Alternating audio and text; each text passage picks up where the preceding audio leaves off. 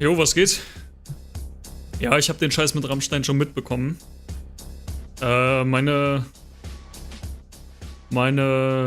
Mein Standpunkt bleibt derselbe wie bei der Vlesk-Situation. Erstmal beide Seiten anhören und nicht Leute vorverurteilen. Selbes Spiel, aber die Leute lernen nicht draus. Mal schauen, was dabei rauskommt bei den Untersuchungen. So, egal. Summer Games Fest geht los.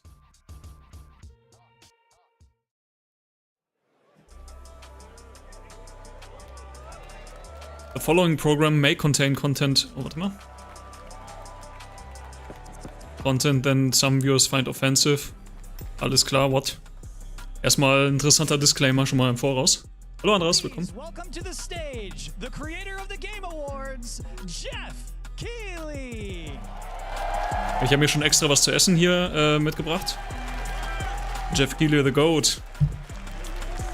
Also es wird safe noch was Neues zu Dragon's Dogma 2 rauskommen. Aber ich weiß nicht, ob es heute ist oder bei der Capcom-Präsi.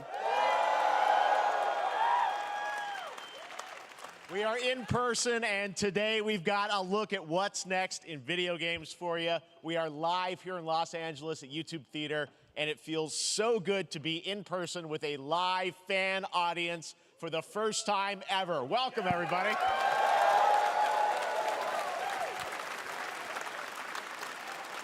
Ja, das glaube ich halt auch. Summer Game Fest back in 2020 from a spare bedroom. I never imagined it would grow into this. Today, the video game industry has come together to show you what's next. This is a cross-industry showcase, meaning no matter where you play games, I hope you'll discover a new game to put on. Außer Nintendo. The landscape Die haben sich ja schon zurückgezogen. has certainly changed over the past few years, but one thing hasn't.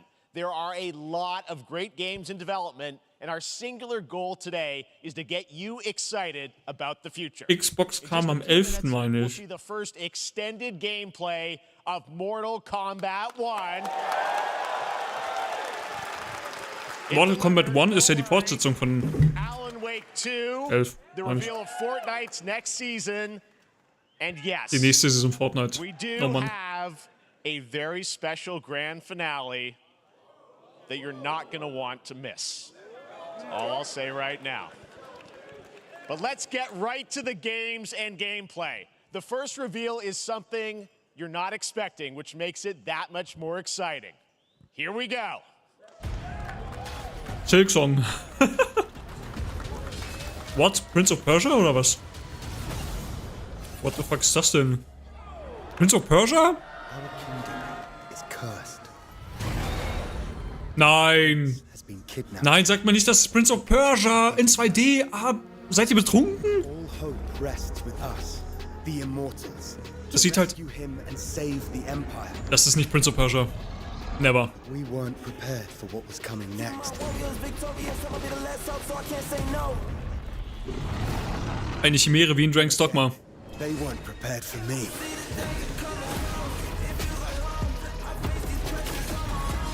Guck mal, Yannick, das ist ja fast wie Silksong.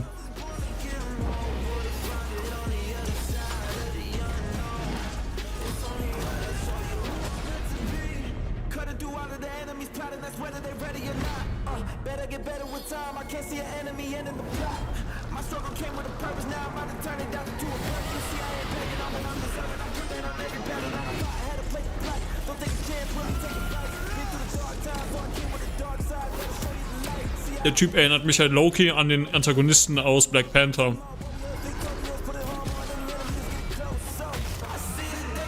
Wie hieß der nochmal? Killmonger oder so? Killermongers. In these times of darkness, hope is the only thing that keeps us fighting. I will fulfill my destiny and save the kingdom. Das ist Prince of Persia. Oh Gott, nein. Es ist ein verfickter 2D-Plattformer. Oh, wie tief sind wir gefallen. Wie tief sind wir There's no gefallen? surprise, Prince of Persia: The Lost Crown is coming in January 2024. A brand new action-adventure platformer in the iconic series with deep combat, some huge boss fights, and of course incredible platforming, puzzles and Shut the fuck up. Literally keiner hat sich gewünscht, dass das ein verfickter 2D-Plattformer wird. Forward, streaming on Monday as part of Summer Game Fest. All right, let's Ey. move along to another iconic video game franchise that just celebrated 30 years. That's right. Weißt du, Ubisoft braucht Geld. Ja, weil es sich mit NFTs nicht so verkauft. Couldn't keep you waiting on this one. Okay, let's go. Zeig mir ein bisschen It Gameplay. has been 4 years since MK11, and ever since, Ed Boon and the team at NetherRealm have been hard at work on the most ambitious MK yet that reboots the series into a new era timeline. And it's coming this September. Everyone has been asking, what does it look like? Who's on the roster? How do the new cameo fighters work?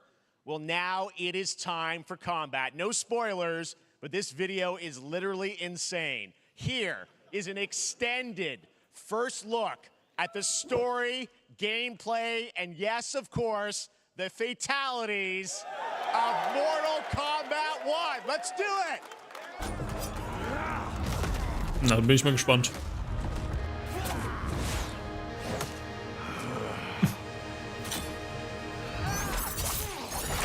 I have had enough of you. Then go before I put you down. Fight.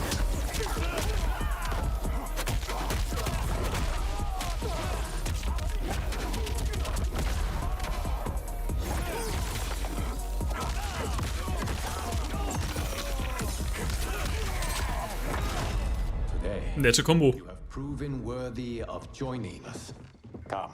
There are other champions, I must gather. Nice, komm. What do you want? Sento, it's my family blade. Sento's mine, and I won't give it up without a fight. Oh, er hat einen Susano.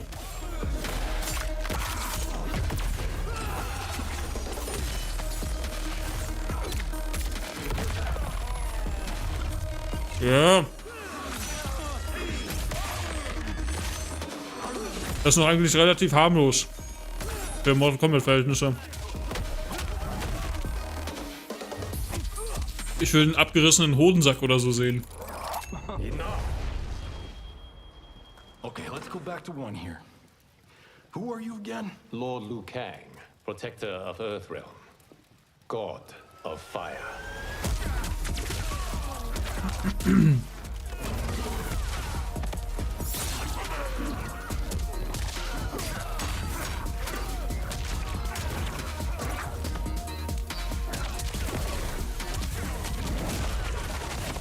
Nice. You have skills, Raiden, but Vielleicht wollen die den Insane Shit nicht zeigen auf dem Fest. Whatever experience I lack Womit wollen sie das Spiel dann verkaufen? in heart.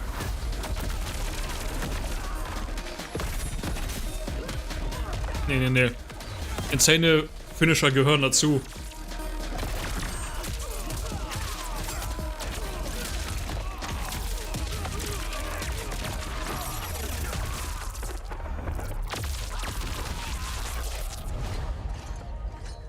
If your Ist immer noch nicht so disease is insane. known, you will be banished. I only want what's best for you. Or do you secretly covet my throne?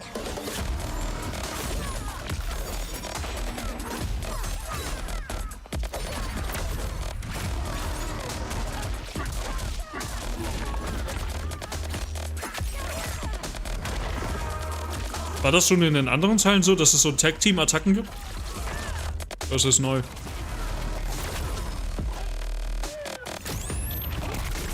Lol.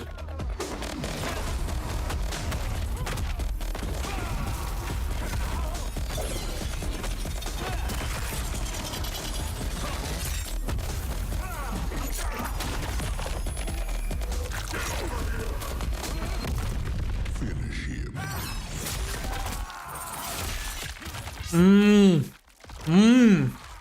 Davon rede ich. Davon rede ich. Ja, Mann, genau davon rede ich.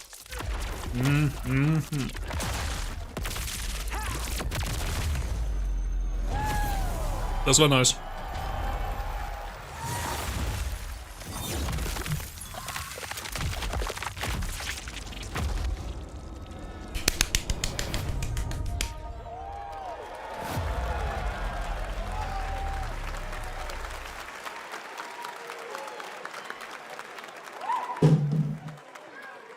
mean, that was pretty good, right, guys?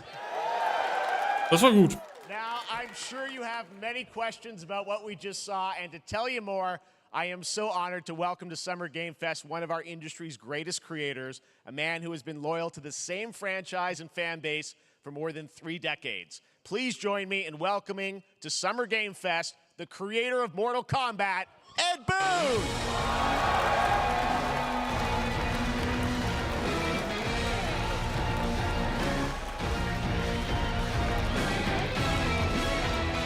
Hallo? Was waren Ihre Gedanken, als Sie Mortal Kombat kreiert haben? They love you. All right. Ich mag Blut. First of all, thank you for that incredible world premiere. We got to see all the gameplay of MK1, and everyone just wants to know more about this because, first of all, this is it's MK1, right? It went from 11 to 1. So tell us about this. Is it a new timeline? Yeah. I don't know how many people have seen the ending of Mortal Kombat 11. Liu Kang basically was kind of graduated into, like, you know, a fire god, right? And he created a brand new universe. And this universe, this is why we're calling it Mortal Kombat 1, is because this is the beginning of a new timeline. A number of these characters you've seen before, but they're told in a completely different story. And so Sub-Zero and Scorpion are brothers now, and there's all these things that were rivalries before are now allies, and so mixing the whole thing up. So we're just kind of rebooting, and that's what the 1 is for. Well, it looks incredible. Everything we saw there was, you know, in-game gameplay. The cinematics look incredible. I know the team has been working for 4 years on this, but the thing we got to talk about are these cameos, because we saw some pretty amazing stuff there. Now, so tell us, how does that work? You have your sort of your main, you know, character that you'll pick, and then I know you also have a separate kind of cameo menu, so you pick sort of a pair when you start the game? Yeah, normally in a fighting game, you'll see a roster, basically, you know, where you select your character. After you do that, there's a second roster of characters, which are a whole new, completely Wir haben etwas die Geschichte verändert, finde ich gut. Nicht das Gleiche. Fighters actually, they will join the fight. Ja. But they, siehst du? Also es gibt ein Tag-Team-System. Like, imagine yourself with Sub-Zero, but you have some of Jack's moves, and you can call him out. You can do it multiple times, as you saw in the gameplay. You know, so you can basically combine these two characters. All the characters can be combined with all the cameo fighters, and that's where you see. That's where the player's kind of imagination comes in, and they can actually customize it for what they like seeing.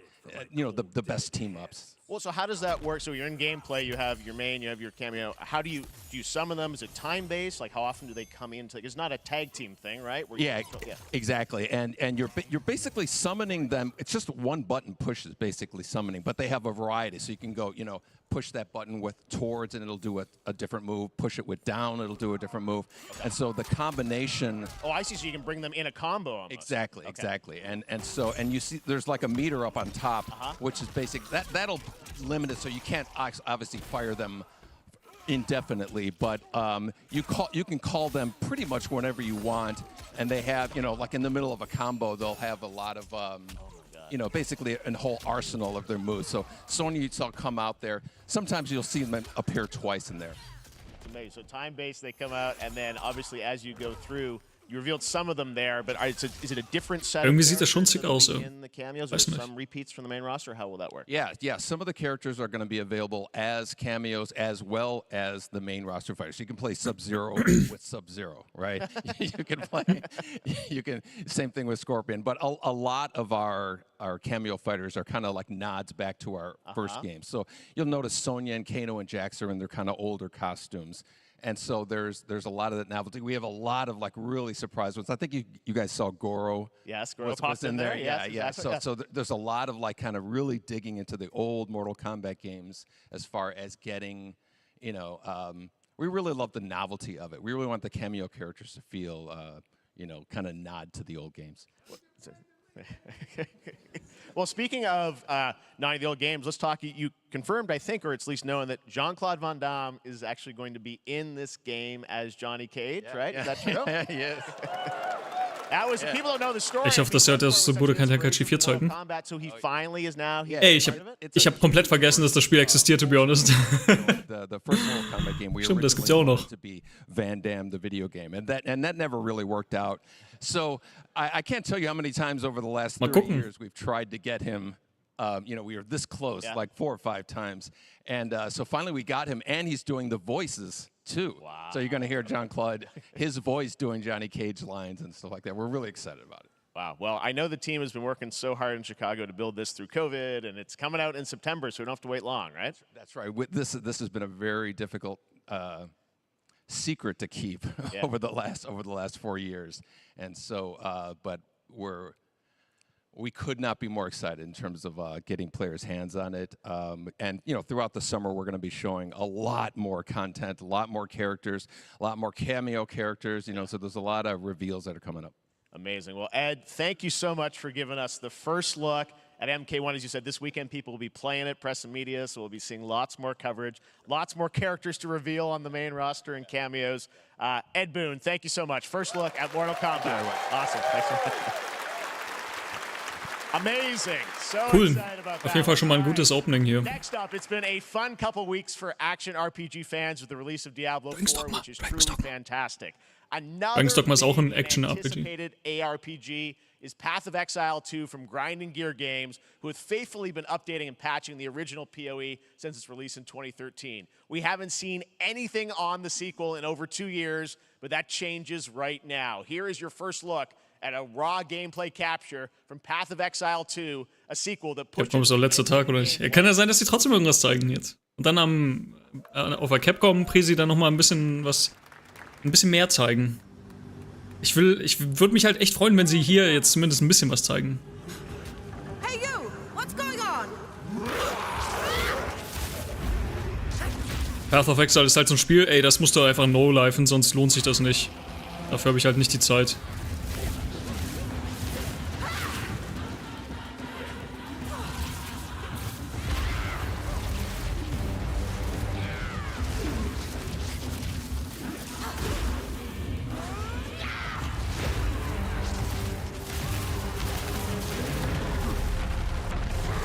Ich glaube, Path of Exile wird Diablo 4 in den Boden drücken.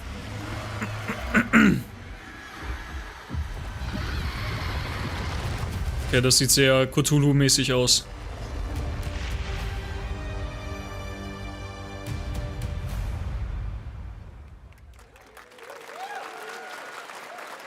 Looks amazing, and there's more coming in July.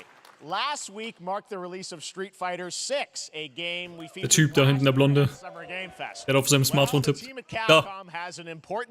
Hallo, hier spielt die Musik. Hallo. Ich glaube, er hat noch nicht gecheckt, dass die Summer Games Show schon angefangen hat. Oh, cool, neue Skins. Oh nein, ich krieg einen DMCA. Oh, fickt euch. Ich muss jetzt hier drüber reden. Oh nein, ist das ein... Oh nein, das ist ein Crossover mit fucking Exoprimal, dem Spiel, auf das einfach literally niemand Bock hat, weil es einfach scheiße aussieht. Ich schwör, Exoprimal ist dead on arrival.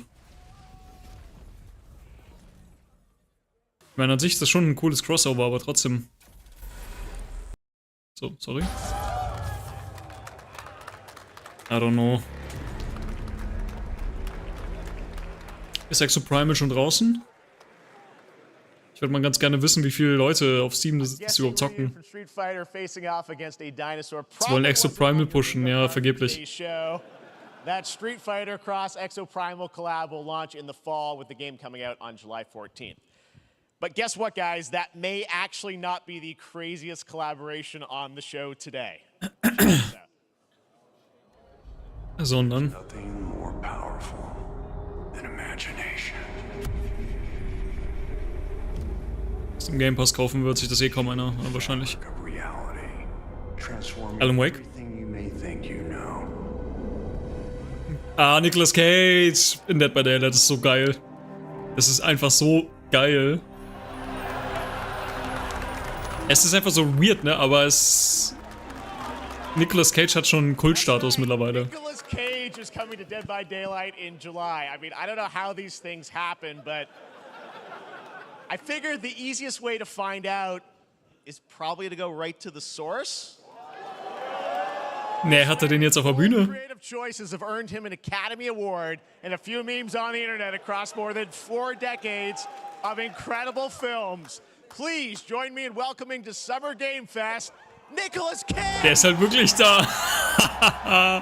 Was für ein Goat.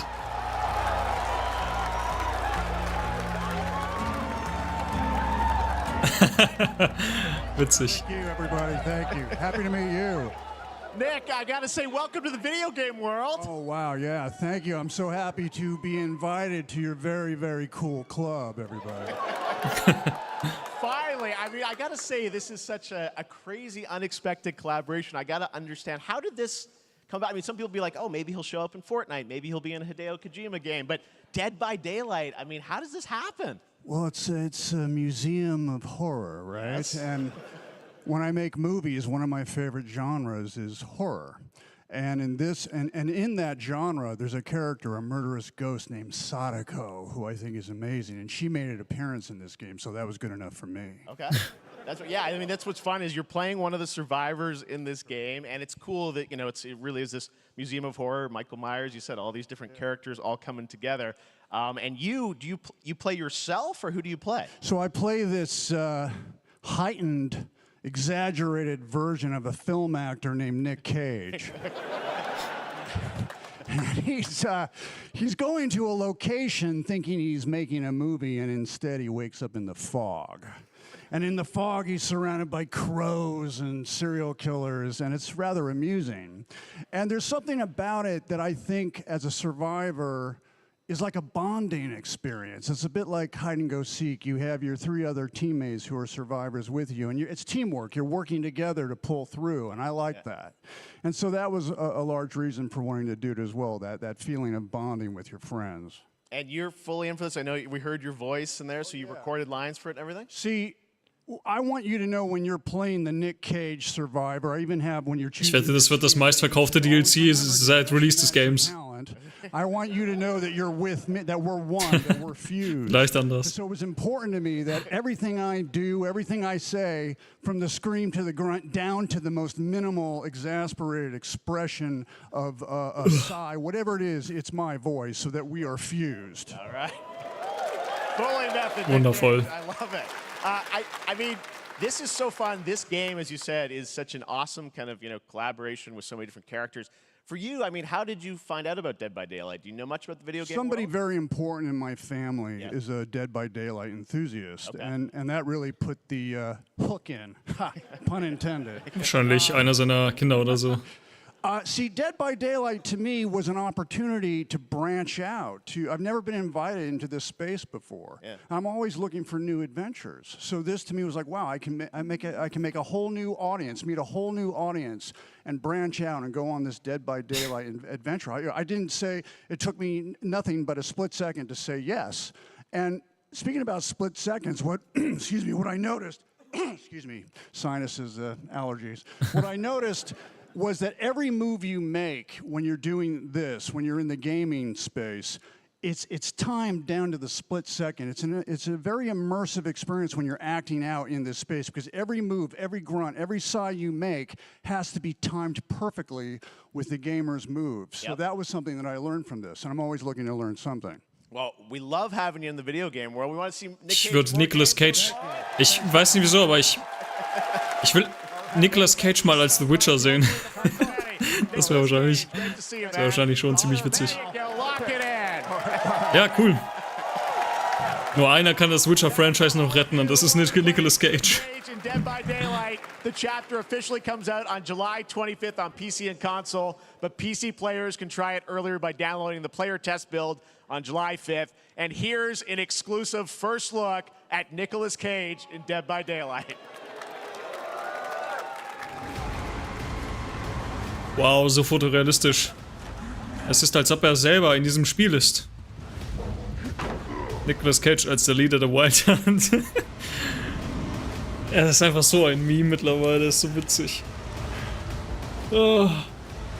Oder Nicolas Cage als Genshin-Charakter. Imagine. Instant S-Tier.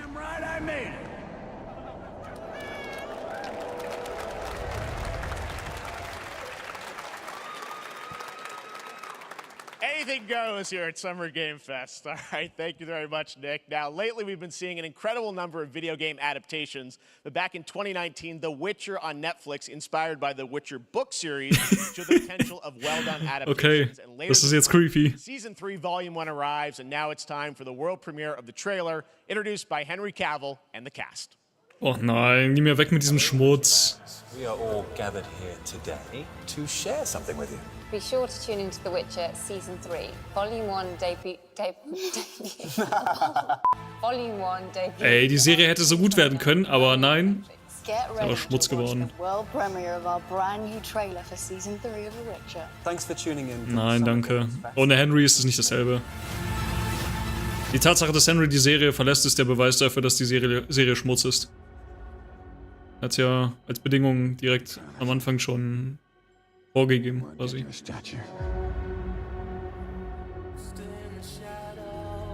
Also ich werde die dritte Staffel noch gucken, aber I don't know. Mir hat die zweite auch schon nicht mehr so gefallen, da waren das Character Development einiger Charaktere war irgendwie weird. Gucken noch Season 3 und danach kommt das Comedy Sie haben nicht mal den richtigen, sie haben nicht mal Thor bekommen, sondern sie hatten nur das Budget für Thors kleinen Bruder. Thor auf Wish.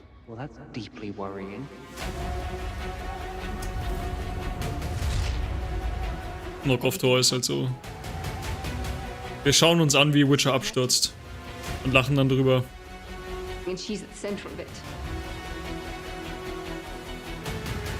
If war is coming, there is no hiding her from it. Hatte sie gerade ernsthaft Kontaktlinsen?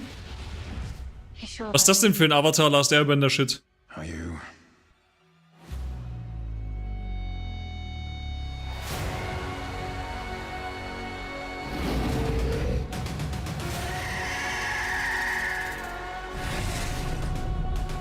Ein wildes Andern. Ja, genau, weil Ciri das auch konnte als Kind. Natürlich. Ihre Ausbildung zum Witcher hat doch noch nicht mal angefangen. Ach noch, doch, das war in der Season 2, ne? Ja, aber still, sie ist immer noch ein Kind. Tragen noch alle Kontaktlinsen. Ja, aber gerade hat man es halt richtig hart gesehen. Und in der anderen Szene dann nicht mehr. Da war es schon wieder CGI, würde ich sogar sagen. Also VFX. Hier zum Beispiel. Das war sehr komisch.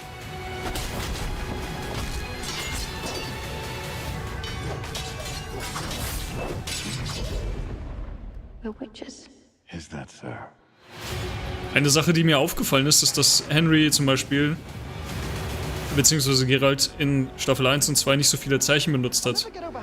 Nicht so intensiv. Meistens nur Push.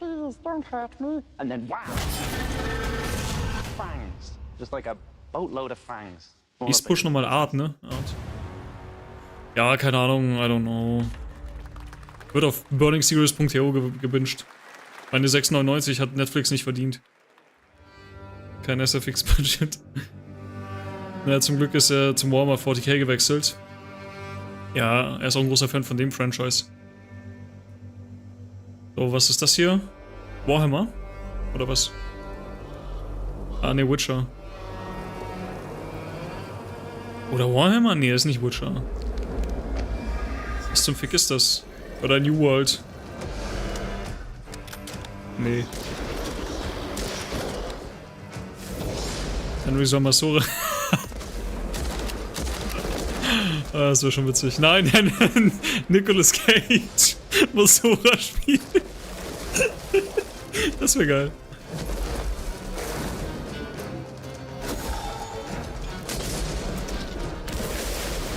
Was ist das für ein Spiel? Witchfire. Okay. Sieht ein bisschen aus wie Hand. Guck mal, der ist Killmonger.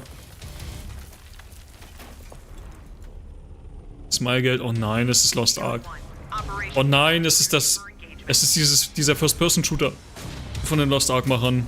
Der wahrscheinlich 100 pro Pay-to-Win wird und scheiße designt. Nee, Mann. Für den Scheiß habe ich keine Nerven mehr. Nick Cage als Goofy dann. Danny DeVito ist so nice.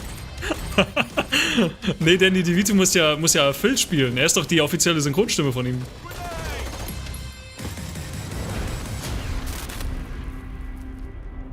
Oh,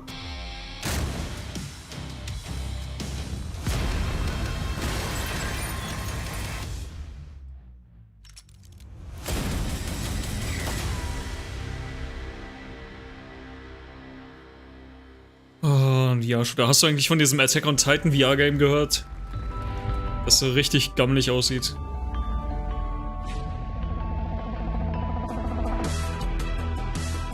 Damn. Dieser OLED würde hier nicht mal hier hinpassen. Bei mir. Samsung treibt es aber euch auf die Spitze. Louis Capaldi. Ich weiß nicht, wer das ist. Passt sogar mit dem Tourette. Keine Ahnung, wer das ist.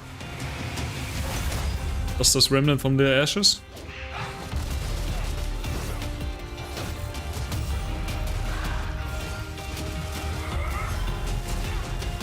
Ein VR-Spiel, also wird das schnell runtergehen. Ja, das sah halt aber auch richtig scheiße aus. Von der Grafik. Das sah halt aus wie ein Indie-Game. Und das ist ein offizielles Spiel.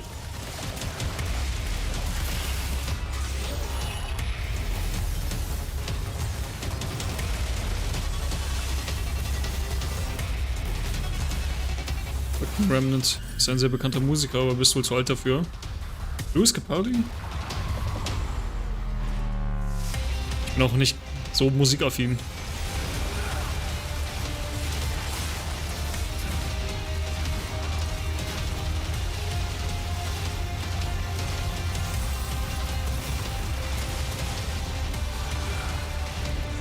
Remnant hat actually Fun gemacht. Das Spiel soll ja auch gut sein. Ich hab's ja auch bei Epic. Habe ich mir gratis mal abgestaubt. Ich habe auch noch Death Stranding bei Epic.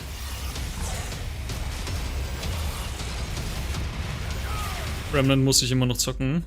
Ja, ich auch. Remnant hat schon von gemacht, also werde ich mir den zweiten Teil auch anschauen. Es kommt ein zweiter. Ja, also. Ja, ich weiß nicht, das Gameplay überzeugt mich jetzt nicht so.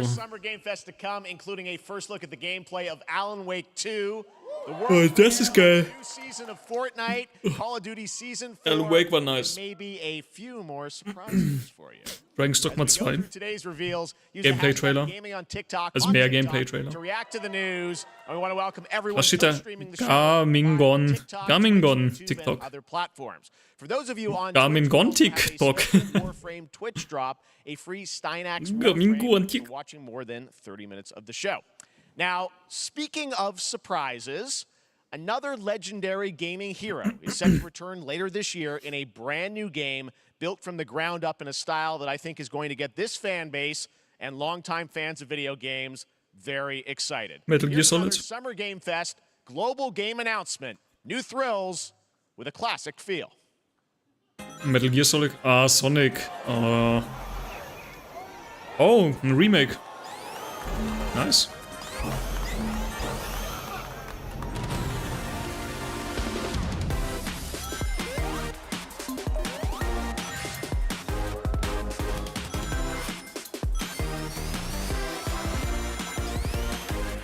Sonic ist auch irgendwie eine IP, die nicht aussterben will, ne? So, obwohl die eigentlich nicht erfolgreich ist. Man muss schon echt Respekt zollen an Sega, dass sie echt so krampfhaft versuchen, über die Jahre Sonic am Leben zu erhalten. Hast du von der Silent Hill Serie gehört? Nee, hab ich nicht. Kommt die auf Netflix dann oder was?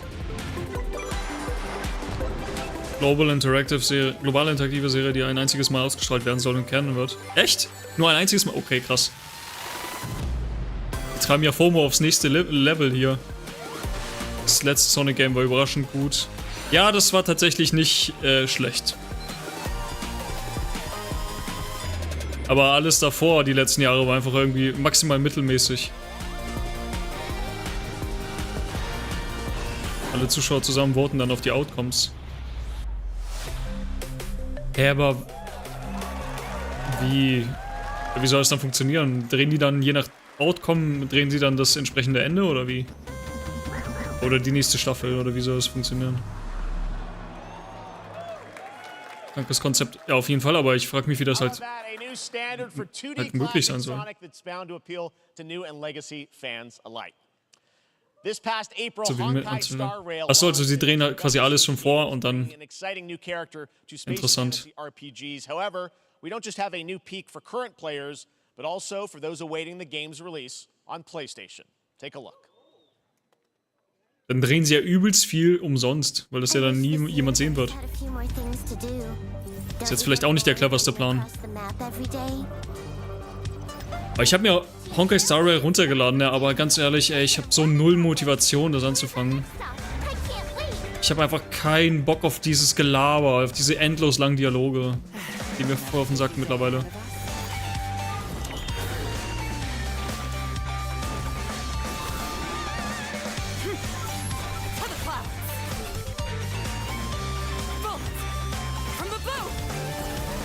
Honkai ist gefühlt halbe Visual Novel. Der Seria meinte, das ist ja nicht so schlimm, ne?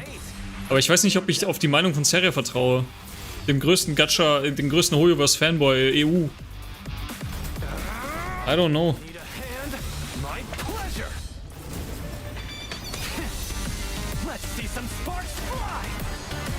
Also nicht großartig anders als Until Dawn in der Hinsicht.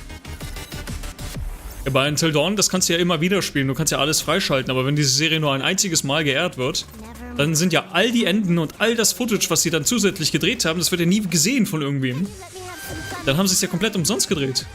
Aber ich kann mir vorstellen, dass sie dann davon, keine Ahnung, irgendwann eine Blu-ray rausbringen oder so, wo man sich dann die ganzen Enden anschauen kann. Würden safe übelst viele Leute kaufen, weil sie einfach wissen möchten, was da passiert. Same hier, hab meine 5-Sterne-Waifu bekommen, seitdem Happy uninstalled. Ich mache jetzt auch noch Sumuru fertig, bin auch kurz vorm Ende und dann... Oh, Serie nie. Aber ich glaube, dahinter ist schon das Investment wert, wenn man das so einmal macht. Ja, aber du könntest ja mehr Gewinn machen, wenn du es cleverer anstellst. Ich denke schon, dass sie die alternativen Enden dann irgendwo dann nochmal anbieten und dann nochmal Geld rausschlagen möchten. Keine Zeit mehr für Genshin, will richtige Spiele zocken.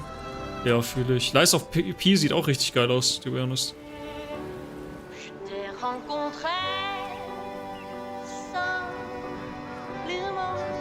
Tears of the Kingdom ist krank lange. Bye.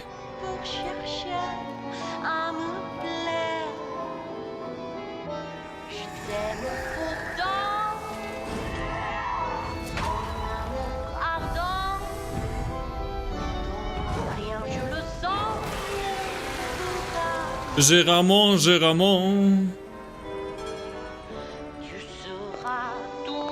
Aber das Spiel sieht halt echt gut aus, not gonna lie. Auch die Bosskämpfe bis jetzt sahen ganz gut aus. Kannst du please muten? Ja, jetzt hört's eh auf.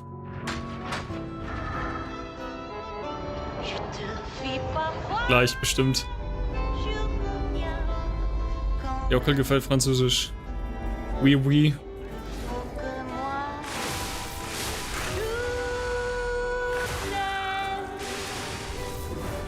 Der Typ sieht halt aus wie dieser eine aus Dune. Der Protagonist.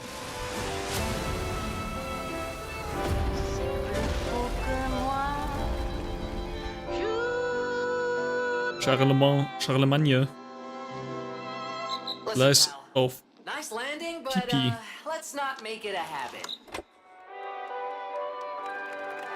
Die bieten sogar das Pinocchio-Kostüm an als DLC. Witzig.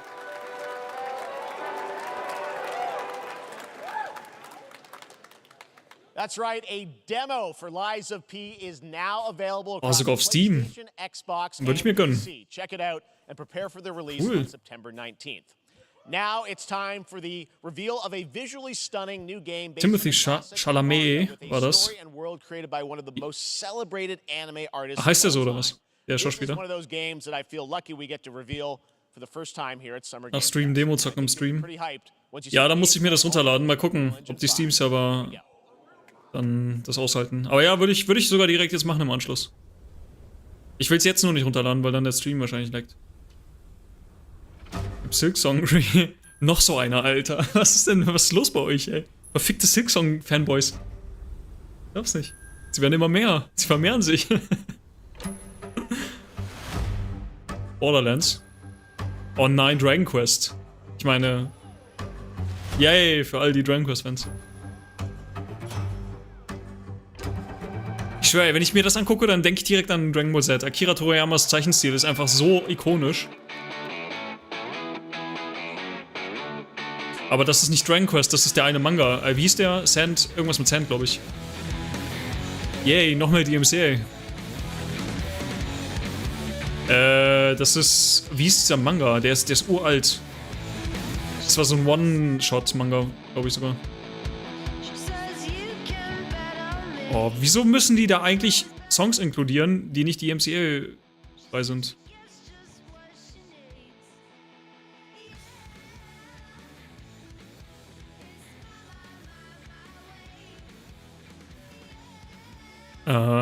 Silk Song wird wahrscheinlich Xbox kommen. Ja, könnte sein. Sandland, so hieß das genau. Sandland hieß der Manga. Der ist halt ewig alt.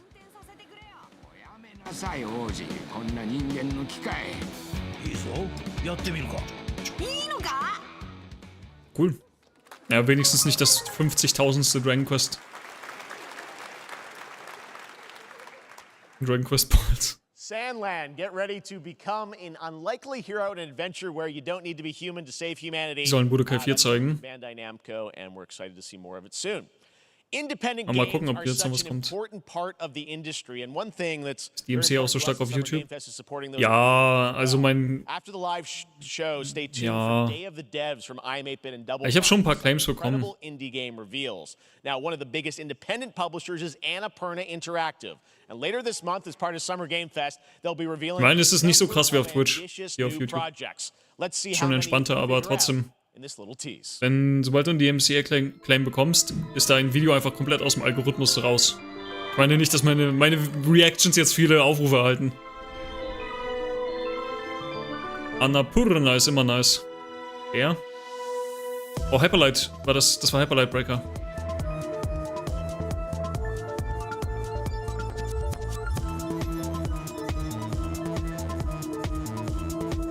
Ja, Stray.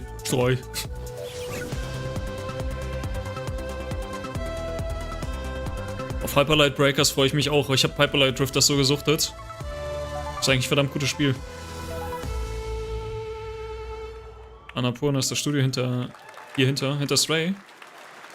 Ah, okay. I wonder what that was at the end. We'll find out later this month. All right, next, we're stepping into the world of Throne and Liberty, a free-to-play PC and console MMORPG. Die größte MMO-Enttäuschung 2023. With an always changing environment, massive scale, PvPvE, and the ability Throne and Liberty ist so ein Joke, ne? to battle across lands. Neon White will auch irgendwann, will ich auch nochmal irgendwann zocken. Ich glaube, ich kenne das sogar. Ich glaube, ich weiß, welches Spiel du meinst. Ich schwöre, mittlerweile bin ich echt so an diesem Punkt. Jedes Mal, wenn ich schon sehe, dass ein MMO Neues von dem koreanischen Studio ist, dann bin ich schon direkt mega skeptisch. Da habe ich die Hoffnung schon fast aufgegeben. Weil koreanische MMOs einfach in den 99% der Fällen einfach gammelig sind. Sie sind einfach scheiße, weil die Koreaner eine ganz andere Mentalität beim Entwickeln der Spieler haben als wir westlichen Leute. Ich habe einfach... ich mach mir schon keine Hoffnung mehr. Arcade 2 wird auch eine Enttäuschung werden, das predikte ich euch.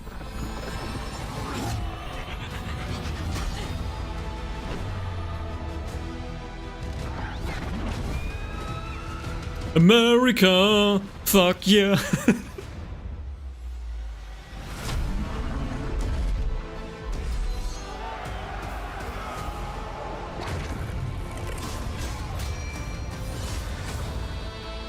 Wollen sich alle ausnehmen lassen und Sucht grinden. Dann ein, zwei Spiele ihr Leben lang. Die Koreaner jetzt die sehen immer richtig nice aus und dann ist trotzdem scheiße. Ja, also Visuals können die Koreaner halt echt gut. Aber das ist auch das Einzige, was sie können. Zumindest nach westlichen Standards. Es ist einfach immer so enttäuschend. Weißt du, wenn die nicht so eine verkackte Philosophie hätten, dann würden diese Spiele halt richtig gut enden. Die haben halt im Kern haben sie Potenzial, so, das wollte ich sagen. Aber es wird halt zerstört durch diese weirde Philosophie, diese Grind-Philosophie. Und dann noch, ey, dass teilweise MMOs da auch teilweise auf Mobile released werden. Sorry, we don't have any free Steam Decks for you right now. But on June 19th, Steam Next Fest does return, giving fans a chance to try out hundreds of new in-development games. One of them is the free-to-play medieval fantasy sword-fighting game Warhaven from Nexon, which lets you transform into supernatural immortals. Ja, Nexon ist auch schon wieder so ein Drecksunternehmen. Alles, was Nexon anfasst, fast alles, wird Pay to Win. Und die haben halt teilweise auch echt gute Spiele gemacht. Ich erinnere mich noch an... Wie viele fucking DMCA-Songs wollt ihr reinnehmen? Ihr wisst schon, dass andere Streamer dieses Event live streamen.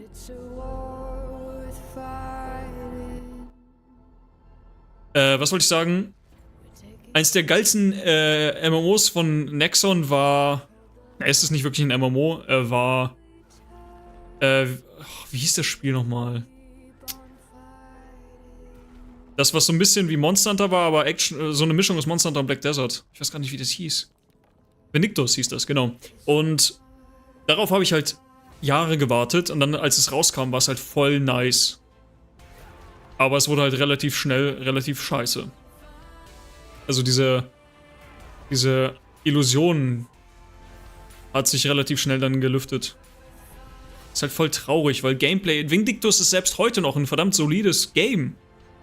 Und sogar grafisch hat sich noch relativ gut gehalten. Und Gameplay-technisch sowieso. Aber es wird halt zerstört durch seine ganzen Drecksmechaniken. Das ist einfach so scheiße. Vindictus konnten wir einfach die längste Zeit nicht spielen, war unmöglich dran zu kommen. Ich weiß nicht, was ihr gemacht habt, ne? Aber ich hatte so meine Mittel und Wege. Hey, this is not... Why can't I?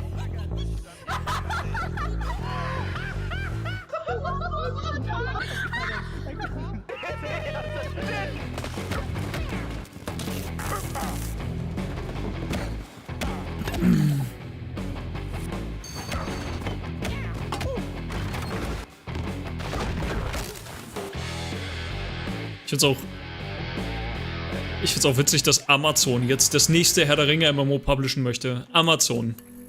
Von allen Publishern. Ist ja nicht so, dass sie übelst verkackt haben auf ganzer Linie mit dem Publish ihres ersten MMOs. Und dass die Serie Rings of Power auch der größte Schmutz und die Beleidigung dem Tolkien-Erbe gegenüber war. Aber hey, geben wir doch Amazon die Rechte zum Publishen. Was kann dabei schiefgehen?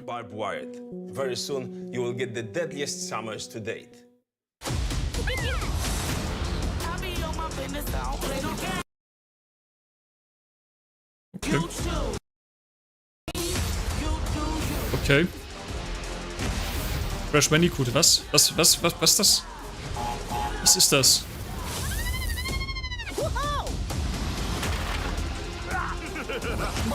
Was ist das? Was bin ich hier sehend? Ist das ein Battle Royale oder was? Crash Team Rumble. Was ist das? Oh, Psychonauts wollte ich auch noch ganz gerne zocken. Das steht bei mir noch auf der Playlist. Das ist auch im Game Pass. Soll auch ein richtiger Underdog sein.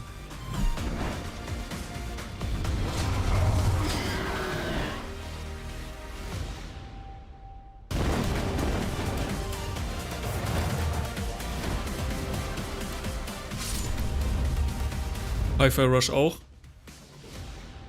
Samsung Gaming Hub. Ich weiß ja nicht. Nee, geh mir weg mit Streaming. Welcome back to Summer Game Fest. Isn't that great, by the way? Crash Team Rumble is going to feature playable Ripperoo and Engine, Neo Cortex's right-hand guy in Season 1. Now, who cares? It's time to change the topic and descend into madness.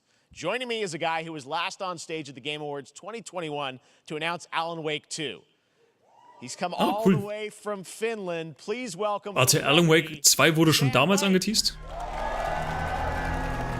Hab ich was verpasst?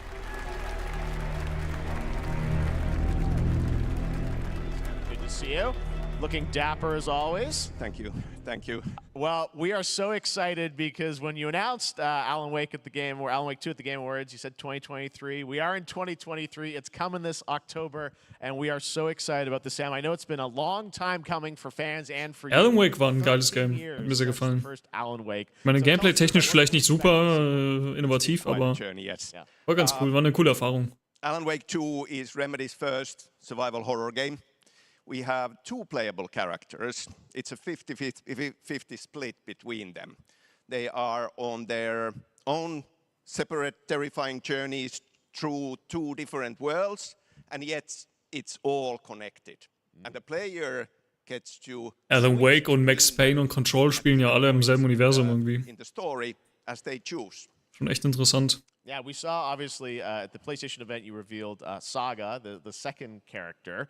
Tell us a bit about her. She's in Bright Falls, and she's sort of living a narrative that Alan has written. Is that right? Well, that's a good question to ask going into this.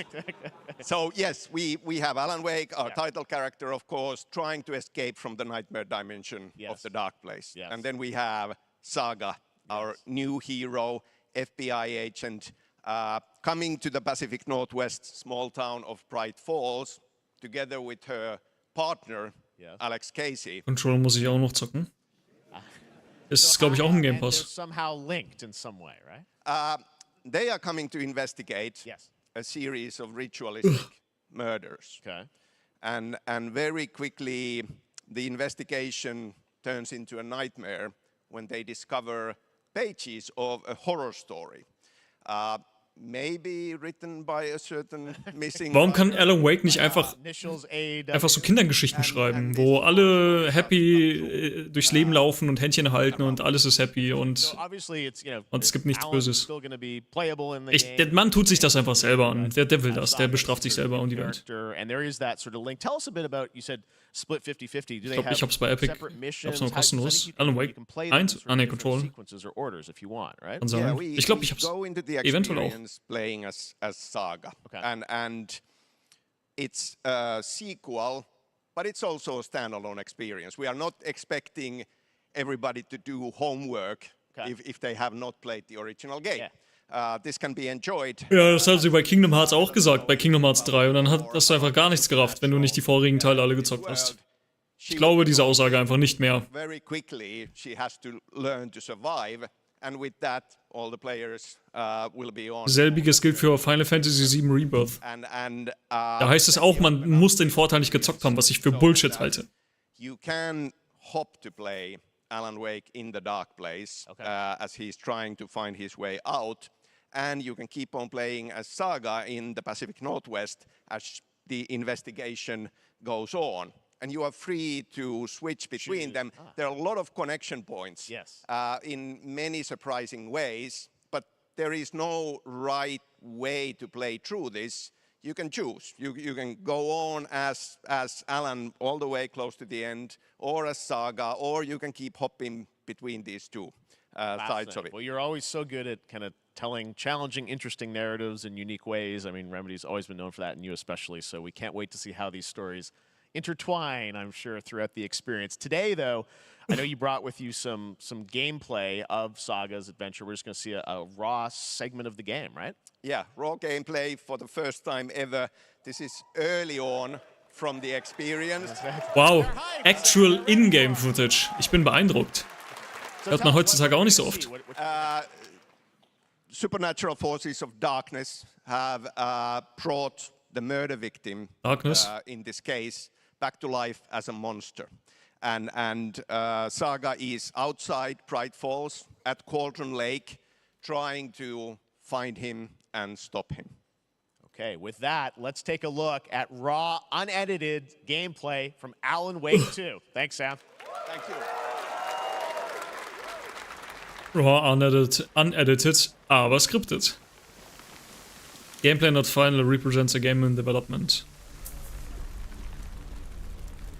Ich meine, es sieht schon geil aus. Erinnert mich ein bisschen an Resident Evil.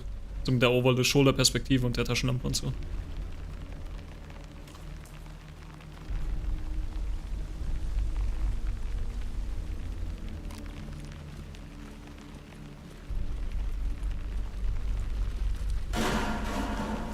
Sounds like somebody's home.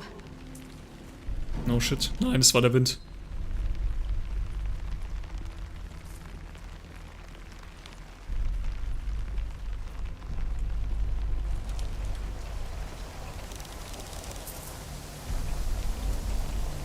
Oh, die Wettereffekte sind cool.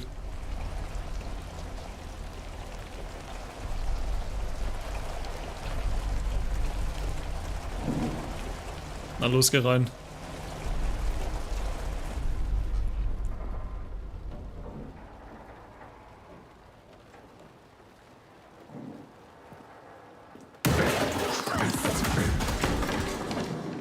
Gib's zu, du hast dich erschreckt, ich hab's genau gesehen.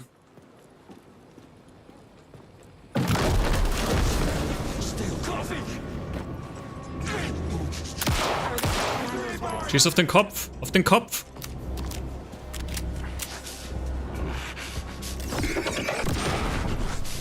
What the fuck war das?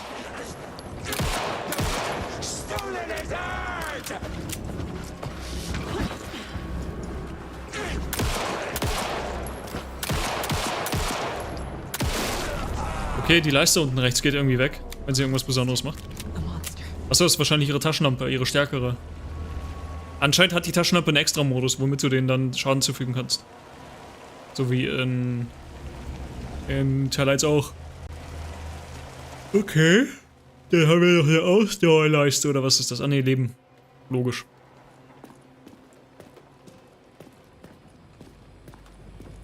Das war safe noch nicht der Final Boss.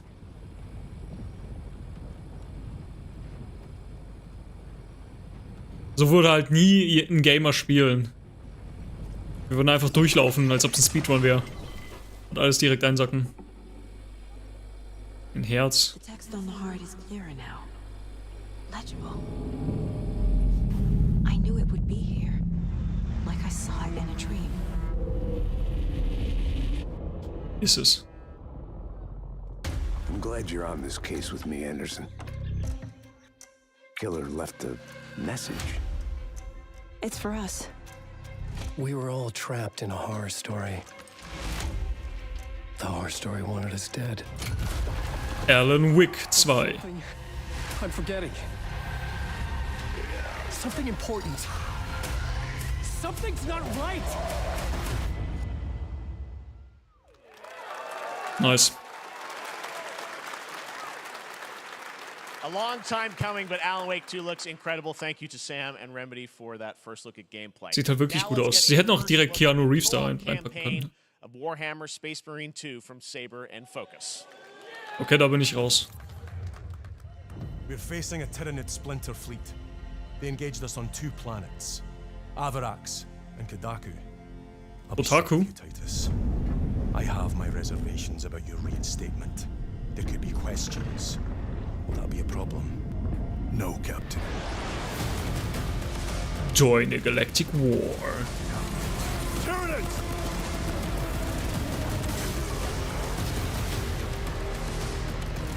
Erinnere mich halt stark an Vermintide.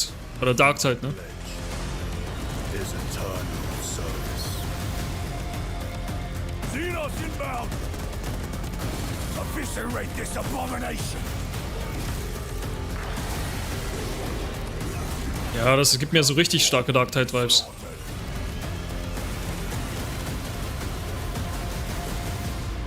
Mit ein bisschen mehr Story. I guess. Der erste Teil war schon epic. Echt? Der ist komplett an mir vorbeigegangen irgendwie. Open the gates. Care to see if we can slay more Xenos for the Chiron? I thought a beast of that stature would offer more sport. Hold them back, damn it! Das sind echt viele. For the Emperor! Cool. Sieht halt selbst für mich als jemand, der nicht so da drin ist, sieht halt echt gut aus, das Spiel. Bis jetzt. Ändert halt stark an Left 4 Dead oder Darktide.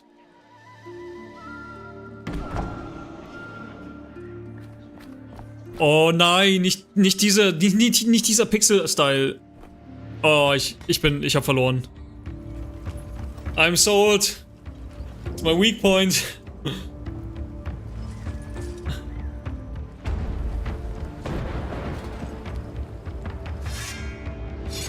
liebe diesen 2D, 3D-Mix, ey. Ohne Scheiß, das ist einfach so eine geile Mischung.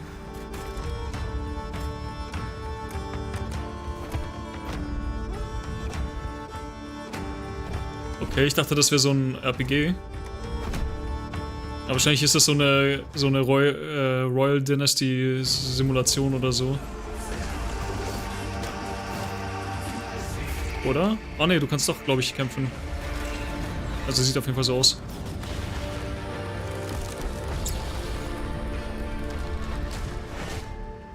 Your Grace.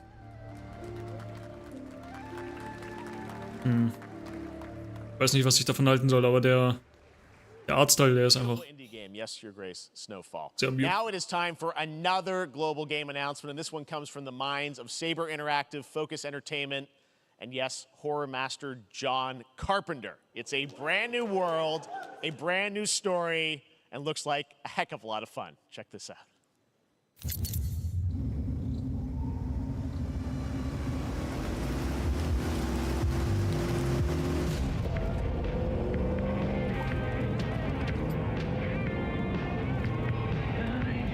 Gotta be ready. Was hat Saber nochmal gemacht? Nobody half-asses it this time. Ruby.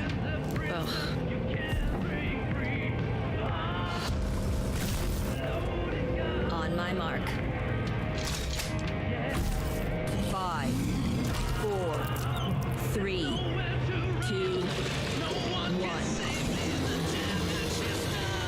Shot through the heart, and you're to blame. You give love a bad name.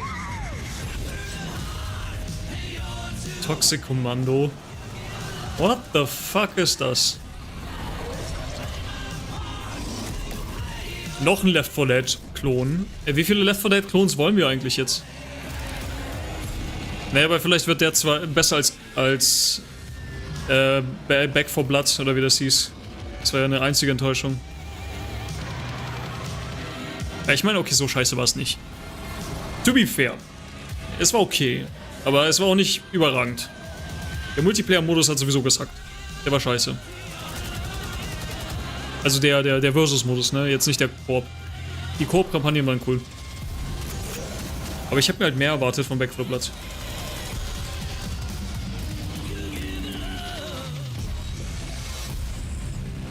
Oh, ja. I don't know. Ist halt noch eine Left 4 Dead Clone. More unexpected collaboration. John Carpenter and Saber with Toxic Commando. That looks tons of fun. You guys think any of those zombies made it? I don't know. All right. Well, this August brings the long-awaited full 1.0 release of Baldur's Gate 3. And today, das ist ja auch seit Ewigkeiten in Entwicklung, ne? We're about to see the reveal of Lord Enver Gortash, the commander of a mechanical army of Steel Watchers. He's a second antagonist and is voiced by a familiar name. Peter Dinklage. Ah, just kidding. Enver Gortash, swearest thou by Baldur's blade to defend the citizens of Baldur's Gate from enemies within and without? You are soon to witness the people of Baldur's Gate granting me complete power over them. A new age is upon us. Gods have mercy on those who would Ich kenne den gar nicht, wer ist das? A mad dog understands the yank of the leash from the hand of its master, but it cannot be an equal. You can be. Larian hat's echt drauf, solche Spiele zu machen. Divinity 2 war schon mega. So wurde mir auch empfohlen. Was ist mit Divinity 1? Not scorch its earth. Friends, allies, to my side. Let us usher in a new dawn. This city is mine. I'm not ready to call you enemy. What do you say? Shall we be allies? Okay. Ich habe keine Ahnung, wer das ist. Keine Ahnung. Ist wahrscheinlich ein großer Name, I guess. It isn't you I answer to, Gortash.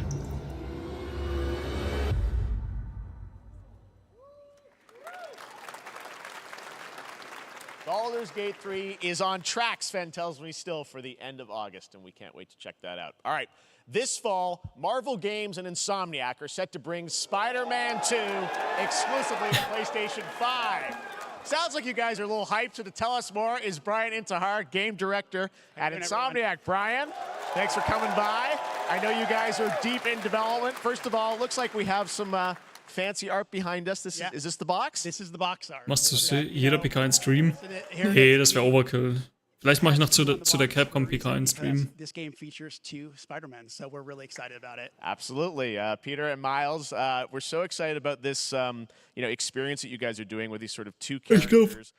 We saw some great gameplay at the PlayStation. Ich glaube, meine Freundin wäre auch nicht so fasziniert davon, wenn ich zu jeder PK am Abend einen Stream mache. There are more out there. Dementsprechend nicht zu Hause bin, beziehungsweise Zeit für sie habe. We got the reveal at the PlayStation event. So tell us a bit about him and Xbox, please. Raven's very different from Ja, entweder oder. Ich würde eigentlich eher Capcom machen, wegen Dragon's Dogma.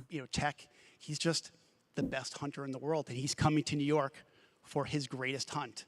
And what's better than all of the Marvel characters that live in New York City? So Was ist jetzt so bedrohlich an diesem Typen? Der ist einfach nur auf Steroiden, aber der hat halt keine Superkräfte, oder nicht? Kann Spider-Man nicht einfach ein Netz in sein Gesicht machen und dann ist er tot? Oh, Venom. Nice. Good reaction to the art. I'm glad you're happy. I don't know how much you're going to tell us about Venom. Is this, can you tell, is this an Osborn Venom? Can you tell, what's the origin? Venom als spielbarer Charakter wäre schon geil. It is not Eddie Brock. Okay. It is not Eddie Brock. Okay. Our goal was to tell an original story, something you haven't seen in the comics or the movies yet. Obviously, we love Venom for a reason. Wenn man eine eigene Story macht, dann kann das ganz schnell nach hinten losgehen. But how the story plays out, ehrenlos, dann gehe ich halt Xbox schauen, Mitch. you have to play the game to see how it. Jetzt oder was? Jetzt ist sie eh nicht. Oh, okay. There's a bit of a tease. Now, obviously, the Schau bei Gemre. part of the gameplay, and one of the things that we were all auch? struck with the footage that you showed at the PlayStation Showcase was, how that is going to really impact the gameplay when you're playing as, Peter. So tell us a bit about that and how, the Dann gehe ich gameplay halt is going to schauen. be dramatically Stream du different. einfach die PK. Ich schau dann bei dir zu. The raw power, the strength, and even the transformation of Peter's moves in that gameplay reveal. Yeah. We call him the acrobatic improviser. Him and Miles. Das meine ich. You can tell. Ja, nice. A lot more strength, a lot more raw Kann ich bei dir power, zugucken. aggression, which you saw both in the moves and how Peter talks. So it's not just what happens in gameplay; it's what happens how the story plays out. Interesting. So how it affects him as well. Es gibt mir so starke Prototype-Vibes. There's much more of that journey when you play the game. And I know the journey is also more expansive. You've got Queens, Brooklyn, so even more of sort of city the city is pretty Muss much mal den Terminplan der ganzen PKs schauen. Ich habe den offen, irgendwo. Being able to use the web wings to traverse at speeds way faster than they were before is really awesome. Hugely ambitious game you guys have been building over the past few years. Ich schick dir mal in den We Chat. saw at the PlayStation event, it said at the end, fall 2023, and I think we're like getting close to that. Are you guys feeling confident? Xbox ist am 11. Juni. Make it this fall? Xbox Showcase Extended am 13. Die haben gleich 2 Showcases. Wollt ihr mich verarschen? Achso, Extended ist einfach nur on top mit Entwicklerinterviews und so. Let's take a look.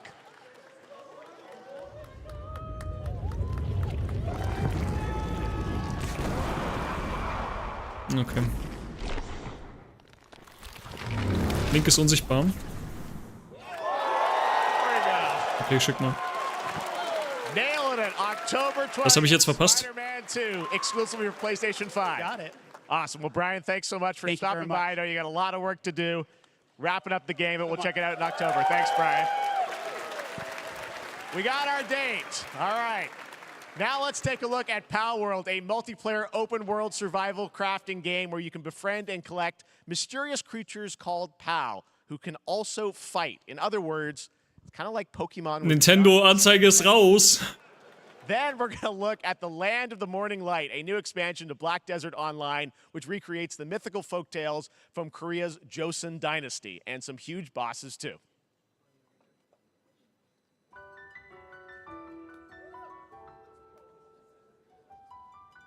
Das sieht aus wie so ein Visa-Floor. Okay, nevermind. Das sieht aus wie ein Garados. Alter, die sehen halt aus wie diese beiden Legis von X und Y. Schwarz und Weiß meine ich. What the f... Das sieht aus wie ein Digimon. Alles klar, okay. Oh Mann. Das ist einfach Schafe mit MGs, Alter. What the fuck? Was ist das denn? Alter. Pokémon mit AKs, ups. Was macht Da Vinci da? Hallo, Da Vinci. Hallo. Pokémon mit AKs und MGs. What the fuck, Alter? Das ist zu viel. Oh Mann, ey. Oh, Pearl Abyss.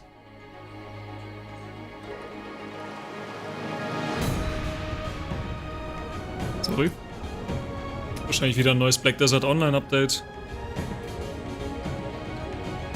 Das sieht nach Black Desert Online aus, ja. Die Schafe waren Legende. Ja, eigentlich müsste man sich wegen denen schon das Game kaufen. Oh, Versucher.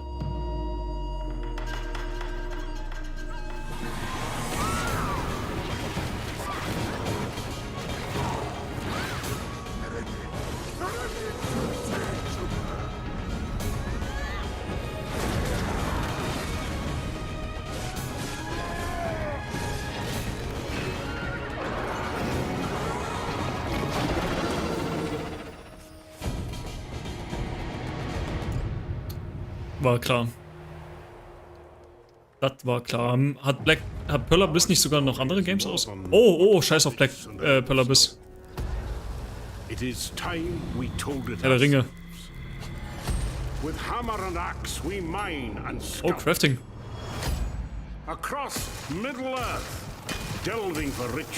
Oh yes, I'm interested. Yet the greatest treasure remains out of our reach. Moria. Oh ja, ja. Crafting. Das sieht geil aus. Ja gut. Das sieht jetzt irgendwie... Könnte auch von den Gollum-Entwicklern sein, so optisch. Aber wenn es sich gut spielt. It's time we took back our home. Ich meine, vom Spielprinzip sieht das schon echt interessant aus. Könnte was sein. Oh, schon wieder Samsung. I don't give a shit. Ich will euren 3 Meter breiten Bildschirm nicht kaufen. Der passt nicht mal in mein Zimmer so richtig.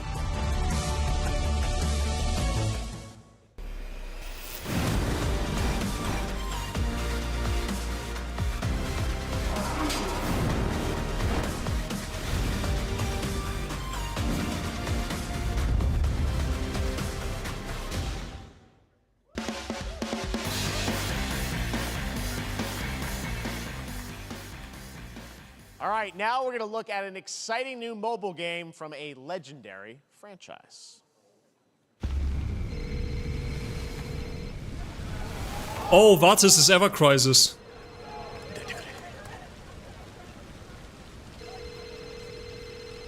Genesis. Oh, wait. Oh, wow. Cifre Backstory.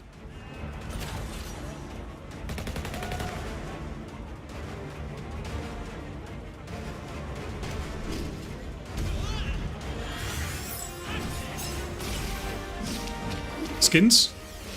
Nani? Skins? Lol. Okay, interessant. Oh, sag mir nicht, das ist so ein fucking... Oh nein, es ist so ein scheiß Mobile-Game mit Mobile-Mechaniken. Da war literally Energie oben. Da war 25 von 25 Energie. Ey, wahrscheinlich kannst du nur so viele Missionen spielen, wie du... Oder so viel Story spielen, wie du Energie hast. Ey, das ist nicht dein scheiß Ernst. Fucking Square Enix mit ihren verfickten Mobile-Games.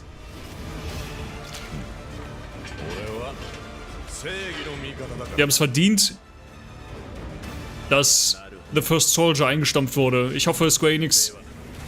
Naja, ich wünsche Square Enix jetzt nicht den Bankrott, weil wir haben noch FF14 und 16, aber... I don't know. Oh nein, ey. Ja, ich meine, ich werde mich registrieren, keine Frage, aber... Weiß nicht, sah jetzt nicht so cool aus. Ich kann es kaum erwarten, mir das gecrackt zu holen. closed beta test. Wenn das wirklich so Speaking of Final Fantasy, Mobile-Mechaniken hat, dann hole ich mir das gecrackt. I don't give a shit. today during Summer Game Fest, DoorDash has your back. You can get a free burrito when you order from Taco Bell using the code GameFest. Plus, get the chance to win a Final Fantasy 16 prize pack.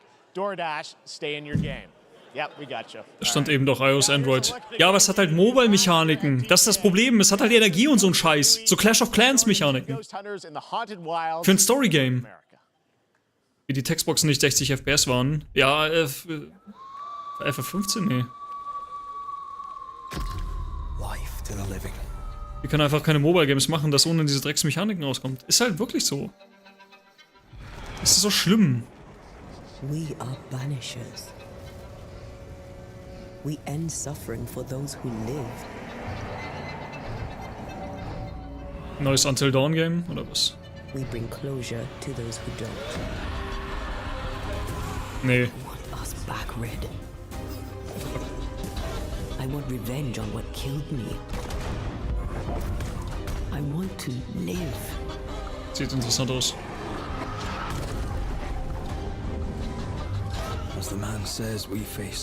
Ich muss mir das Spiel kaufen, weil der Main Character einen Man-Bun hat. Ich bin rechtlich dazu verpflichtet.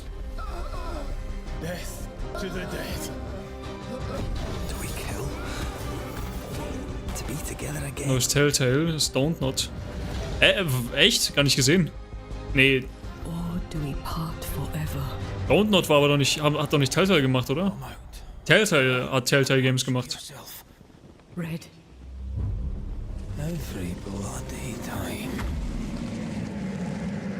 Don't Not war von... War das nicht von den Machern von... Was haben die nochmal gemacht? Haben die nicht, nicht genau Telltale Games, aber diese Life Strange... Genau, die haben Life is Strange gemacht, genau. あなた好みの単純な力仕事です。ある人物を警護していただきます。頼みましたよ。コードネーム上流。大丈夫か？ええ、お待たせしてしまって。トラブル発生。車はまだか？ Ist das Yakuza? Ja, wahrscheinlich. Yakuza ist auch so ein eigentlich voll das witzige Franchise, das eigentlich mehr Aufmerksamkeit verdient. Das Problem bei Yakuza ist, dass es nicht so ein streaming-freundliches Game ist. Weil du da sehr viel lesen musst teilweise. Oh, sieht gut aus. Warte mal, was? Hat der Superkräfte jetzt auf einmal?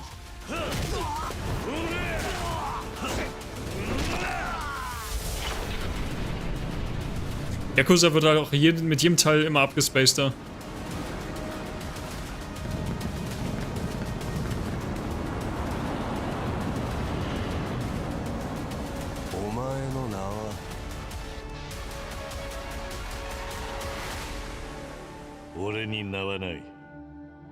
Der macht einen auf Shizuo.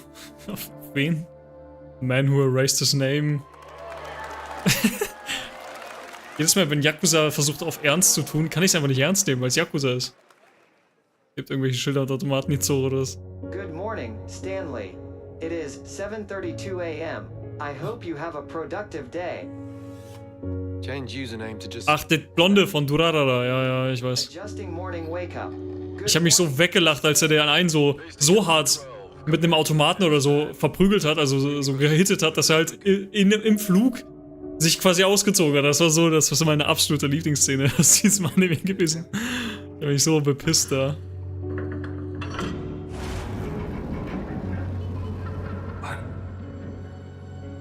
How long has it been now?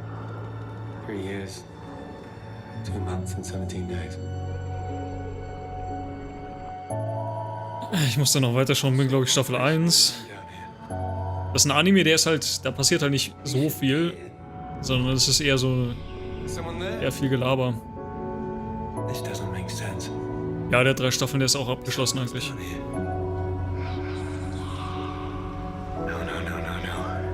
Diese Chat-App, die es da in diesem Anime gibt, die gab es ja halt auch wirklich in Real Life. Die habe ich halt teilweise auch benutzt, eine Zeit lang. Ja, der zieht halt wirklich, weil es halt viel Gelaber ist. It's a beautiful new game, Under the Waves, and today, incidentally, is World Ocean Day. Fun fact. All right, next, Call of Duty. Jeden Tag ist irgendein Tag. Call of Duty coming this fall, along with Warzone Mobile. Today, we're going to give you the first ever look at Season 4 of Modern Warfare 2 Warzone, launching next week. Here's your first look at Vondel, a new Warzone location with points of interest, including a medieval castle, a soccer stadium, and an abandoned zoo. Yep, it's all happening. Check it out. Ich habe schon wieder vergessen, welche Demo wir uns runterladen wollten. Nach dem Stream.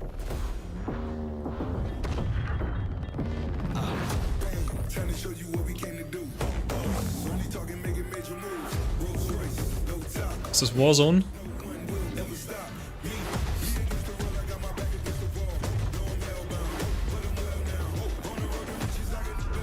Macht jetzt Call of Duty einen auf Battlefield oder was? Ja, das ist Warzone wahrscheinlich.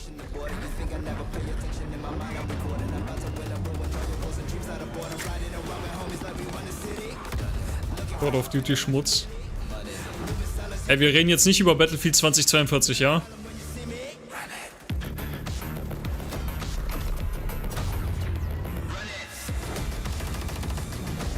Wisst ihr, was wir brauchen? Wir brauchen Titanfall 3. Sagte jemand, der noch nie Titanfall gespielt hat. Aber ich würde ja gerne, wenn man das denn kaufen könnte, was man aber nicht kann. Das ist wahre Schmutz.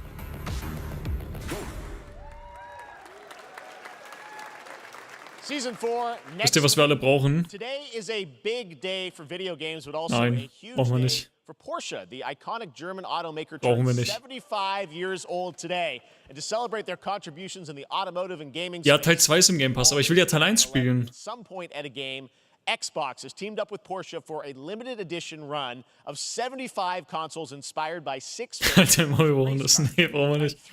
Die Welt ist vielleicht sogar besser ohne Silksong. inspired by the Porsche 963 that's racing this weekend at the 100th running of the 24 Scheiß auf Silksong, du hast doch Prince of Persia, Janik. Du brauchst Silksong nicht.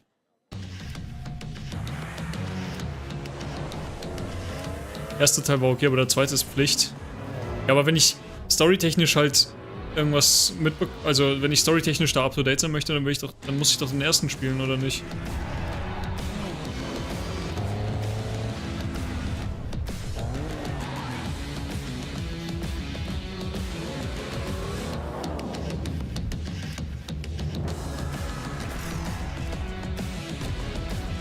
Cool. Wow. And here it is. The Porsche Xbox Series X. These custom Unterschiedliche Stories. Achso, ja dann. Ich dachte, die hängen zusammen. Die Xbox ist, to be honest, mega hässlich. Die sieht halt richtig scheiße aus. Also sorry, aber... Next. Phoenix Labs are building the next great entry into the cozy farm Wow, Fae Farm. Wow, so cozy. in Stardew Valley. Previously announced for Nintendo Switch, there's now some exciting news for PC players too. Let's take a look at Fae Farm. Dear friend, life in Azoria's been treating me well. Days pass so quickly. Before I know it, they turn into seasons. It's been a breath of fresh air. I think we found a way to get cozy and settle in. But there's something more I've been itching to explore.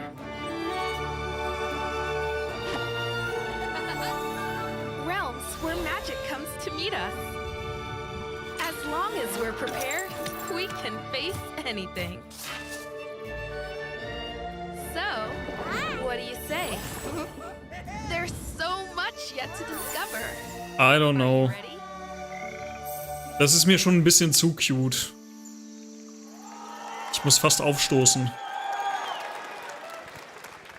We promise variety. There it is. Fae Farm and Mortal Kombat in the same show, only at Summer Game Fest.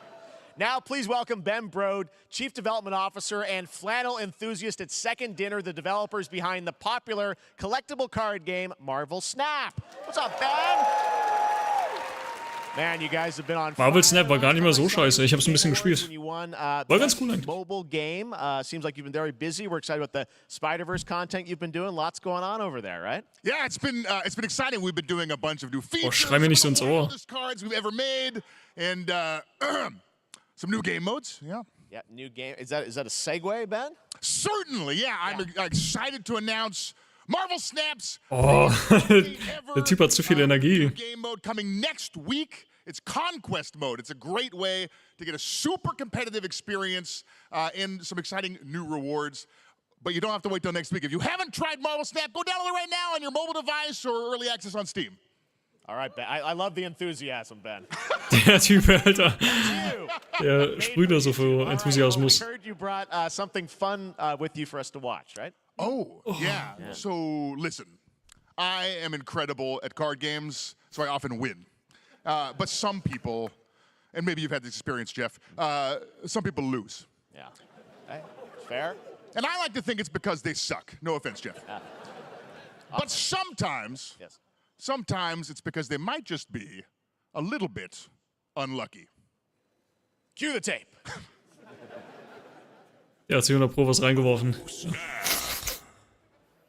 Okay, I don't have an Pro CD! cards here, but that's fine. Krass, dass der hier auftaucht. Anyway, let's reveal the first location. Lamuntis 1. Each player destroys their deck. Okay, I guess I will work with what I have. I'll play Medusa on location number 2. She gets +2 power.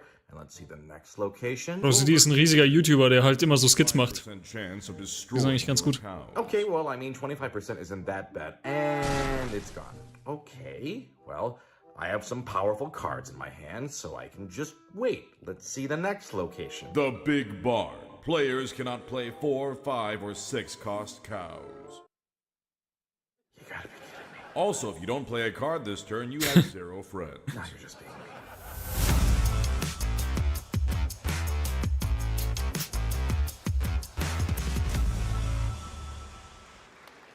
Still to come, we're going to look at Immortals of Avium from EA Originals and Ascendant, and the world premiere first look at Chapter 4, Season 3 of Fortnite Wilds. Now, if you're looking for the smartest way to level up your gaming this summer, Guck dir den an. compare top credit Guck dir cards den side an. by side Guckt with euch den your an. wallet and start maximizing your cashback rewards on everything from Wi-Fi to headsets. Now, Der will hier den machen. Legends Rise, a new Nein, Mann, ist nicht egal. UE5 game for mobile and PC, a Fantasy Squad RPG adventure that is available to pre-register today. Na, jetzt. Er macht nichts. Aber meint. Aber wenigstens hat er jetzt gecheckt, dass die Presi auch angefangen hat und hockt nicht mehr vor seinem Smartphone. Arthur, I have sacrificed everything to save your kind. Wow. Dragonflight. Ist das Garen? Oh, guck mal, ist das Mordekaiser. Katharina.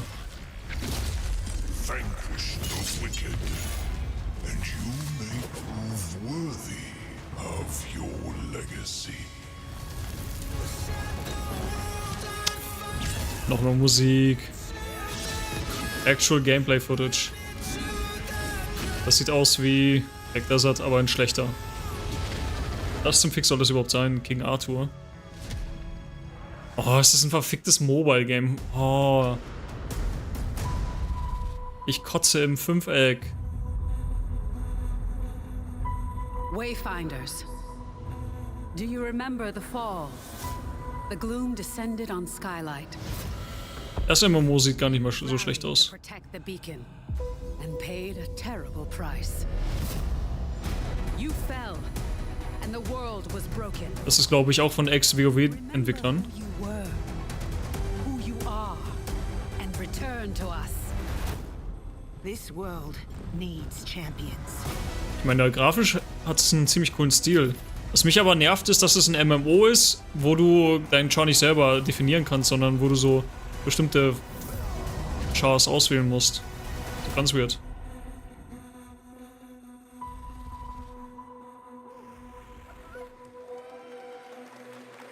Boah, sieht gut aus, I guess.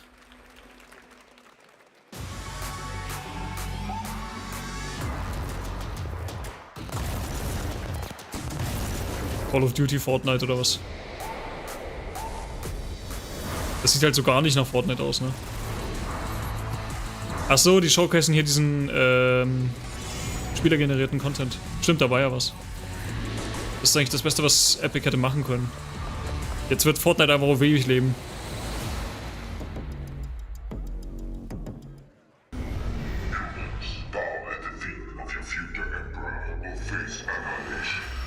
Steve, seriously, you don't stand a chance.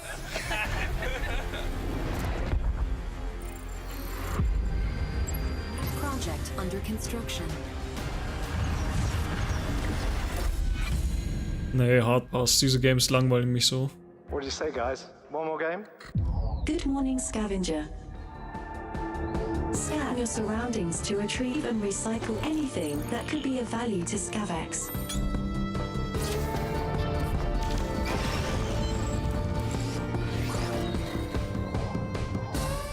Lol.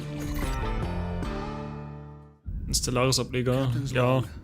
Also der langweilige davor. Einfach von Anfang an gewusst, dass es Stellaris ist, aber was zur Hölle ist das? Weiß ich nicht. Aber es sieht sehr langweilig aus. Oh, das ist Star Trek.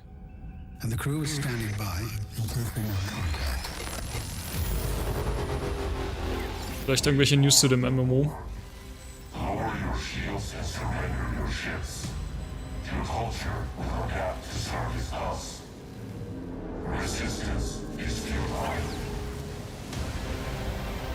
Was macht so ein fliegender Rubik's Cube im Weltall dort?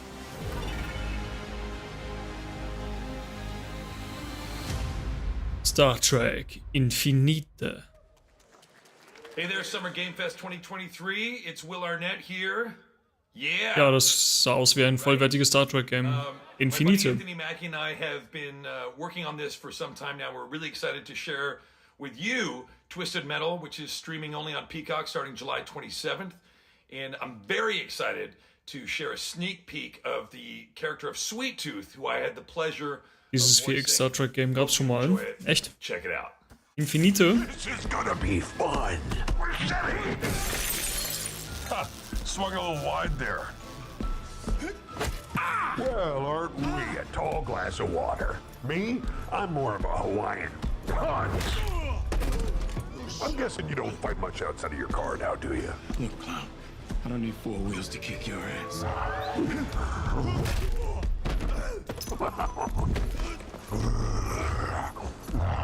Any chance we get this back in the cars? How about a little kill music? Diese 4 Borders sahen insane Stellaris aus. Ich frag mich for real, was ist Stellaris Nexus? Ein neues Stellaris Game, offensichtlich. What? All night long. Let me see that thong. Like it when the beat go? Baby, let your booty go. Girl, you want to show? The thong. Do you love the silver hair god? Hey, don't lie to me. Yeah, man. Look, I listened to Unleash the Dragon so many times the disc broke. I'm not a liar. But you said you were coming to my show, and then you shot at me. It was a misunderstanding. I've been getting shot at ever since I can remember. It's forced habit, I guess. Sounds like you have trust issues. Das sieht so cringe aus.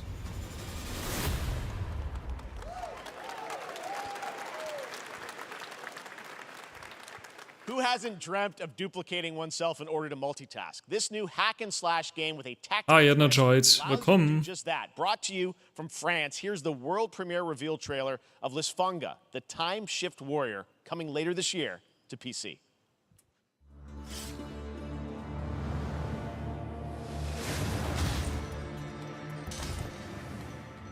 Goddess of time. Receive my light, Lisfunga. Let this power flow through you and fight again alongside your past selves. I'm here again. Oh nein, das sieht aus wie ein Game, das dir Kopfzerbrechen bereitet. Another me. I look good. Wo du in 4 Dimensionen denken musst. I rewind. I begin again, but with another me to fight with. You're coming with me. Warum hat Riot nicht so ein Game gemacht mit Echo? Das würde einfach perfekt passen mit ihm. Habe ich was Geiles verpasst? Spider-Man 2, ein bisschen was. Ein bisschen was zu Alan Wake 2. Remnant from the Ashes wurde gezeigt, ein bisschen was. Onwards. I can feel that there are more. Was noch? Irgendeine Demo wurde gedroppt, die wir halt zocken wollen. Welche Demo war das nochmal? Very cool independent game. All right, next up is a brand new IP from Ascendant Studios, a single-player, first-person magic shooter called Immortals of Avium. It's fast and fluid. It's an FPS in a fantasy setting, kind of like. Das sah gar nicht so schlecht aus, to be honest. It also has a great cast led by Darren Barnett as the main character Jack, and he joins us now. Hey, Darren. Hey, guys. Great to have you with us. Doing? Thank you. This is such a cool game, super high production value, spectacular gameplay. Tell us about the guy you play. You're the main character, Jack, right? Yes, I am playing the main character, Jack, as seen behind me. He is a battle mage that controls all three forms Schuhe of magic. passen irgendwie gar nicht. He's brash, he's funny, but he gets the job done. Well, it's the gameplay, as we've seen, is just so fast-paced. There's so much action in it, you know, with all the spells, the spell casting, and the magic. What can you tell us about the story and sort of how this battle mage, Jack, comes in? He sort of becomes a battle mage, right? Yeah, he kind of comes from nothing. He's, I guess they call him a street rat is what he was. But he, during a time of intense trauma, he summons the power to control magic. Becomes part of the Immortals, which is like the elite Navy SEAL squad of this world called Avium, and they are in the middle of an Everwar fighting for the control of magic. Okay. You have a great cast. You, Gina Torres in it. Lots of amazing actors in this incredible, really high production value game that's coming out this summer. We don't have to wait long for it. And I know you brought something with you to share today, which is a gameplay sequence, which is one of the most epic sort of parts of the game, right? Yeah. So this is a wild part of the game. This trailer is going to be showing you the Immortals and myself confronting Sandrak directly, who is the top villain of this game, and trying to end the Everwar. And it's taking place in like one of the most badass levels. Oh, Alter, ich bin so müde, Mann. We're battling on top of a 400-foot mech in the middle of the ocean as it moves around. It's wild.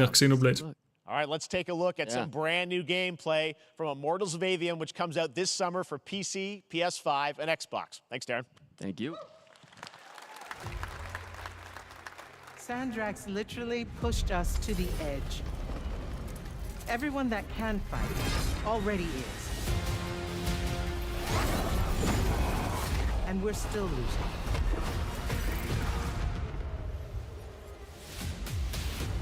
losing.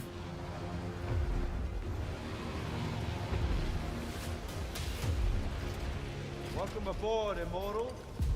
What's our bearing, sir? North by northeast, 5 knots. We'll catch him. Oh, die hat aber Arme. Holy moly, ey. Was ist das denn für ein Gorlock, der Zerstörer? Das FPS-Game ist doomed. Meinst du? Meinst du, weil es vom Gameplay nicht so überraschend ist? Also nicht so ansprechend ist? Oder was? Oh, Attack on Titan. Oh, was laberst du, Yannick? Jetzt gehen wir Zukunft. Bei EA. Ja, aber EA hat ja auch Knights of the... was haben die gemacht? Jedi Fallen Order und Jedi Survivor, und das sind ja keine schlechten Spiele. Got it. Gotta get to the control room.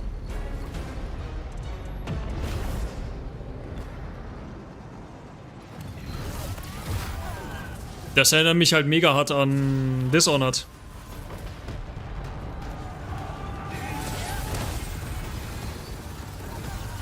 Einfach mal einen Laser aus Diablo 3. Was?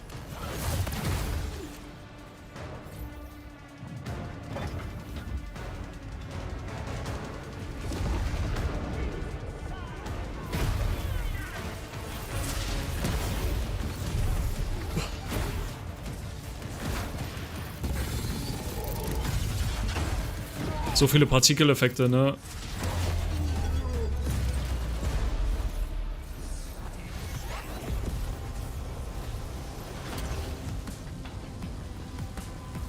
Keine Ahnung, ich glaube, es könnte spaßig sein. Es gibt mir halt mega harte Dishonored-Vibes. So eine Mischung aus Dishonored und Tokyo. Wie hieß dieses Game? Irgendwas mit Tokio, das auch so ähnlich ist.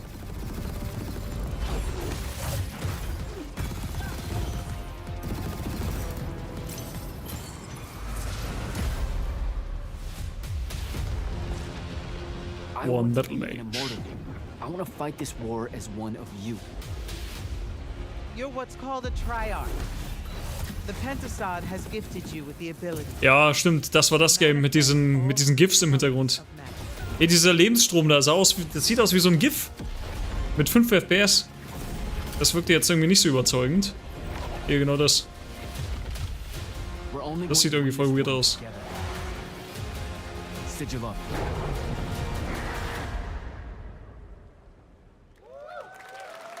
Ich weiß, es sieht cool aus. Sieht okay aus. Ich hoffe, es kommt im Game Pass. Love that we get to show you guys so much amazing raw gameplay today, and that game looks incredible. Coming out this summer from Ascendant and EA. Now, one game that constantly reinvents itself is Fortnite, and tomorrow, Chapter 4 Season 3 Wilds launches, and today, Summer Game Muss Fortnite überhaupt noch irgendwelche Chapter rausbringen? Ich meine, alles kann auch von Usern, von den Spielern generiert werden. Über den Editor. With ancient secrets to discover. And of course, there's a whole new Battle Pass lineup where you can unleash the power, natürlich, yes, of Cybertron. Here we go.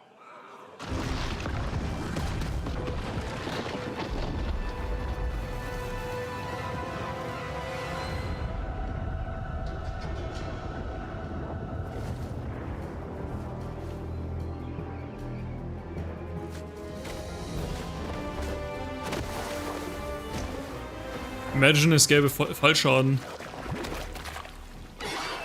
Die werden jetzt eiskalt tot.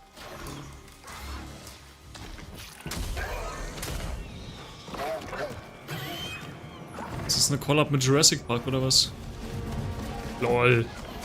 Die reiten auf Velociprace.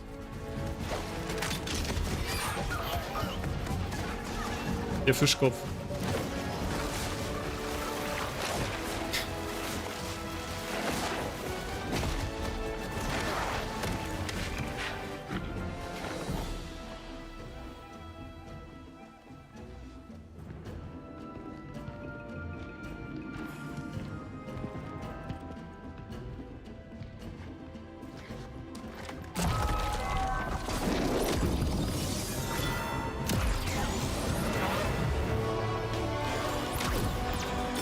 Ey, wenn hier keine Linkin Park Musik spielt, ne, dann ist es kein gutes Collab.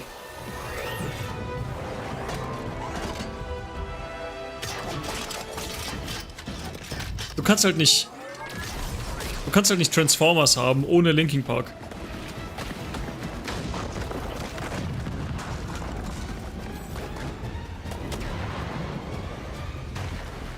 Mittlerweile überrascht mich halt gar nichts mehr an Collabs.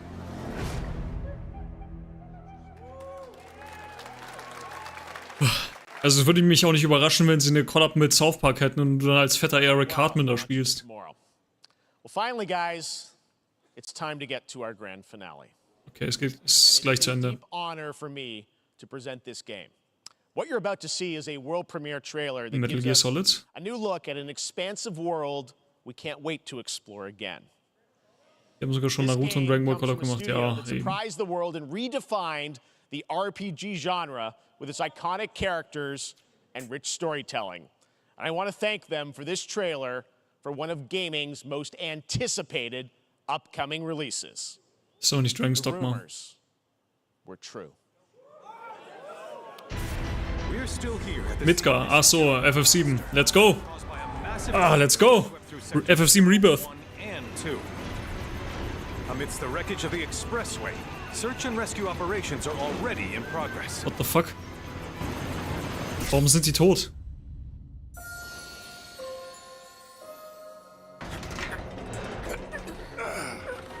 Das ist das Ende von 1, glaube ich, ne? Wow.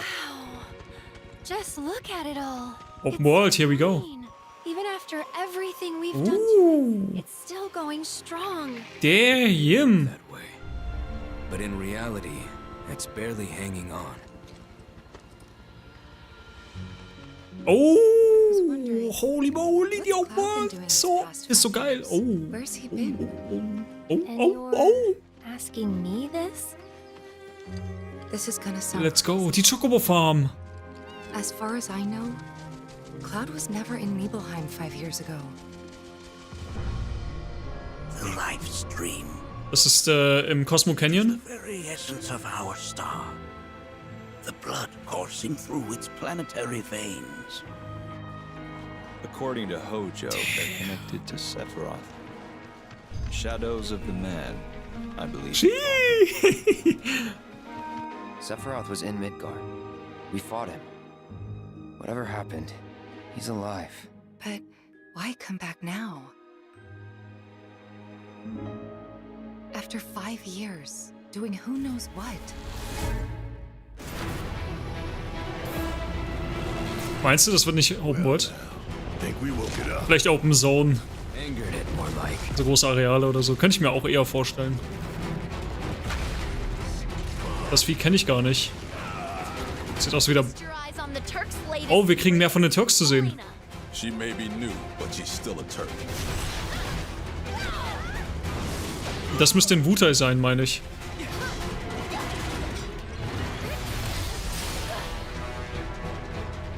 Aber das sieht schon echt großflächig aus. Ja, okay, ist gut, Cloud. Der muss ein paar Frustrationen ablassen. Ey, let's go. Alter, das sieht ja richtig geil aus. Team Attacks.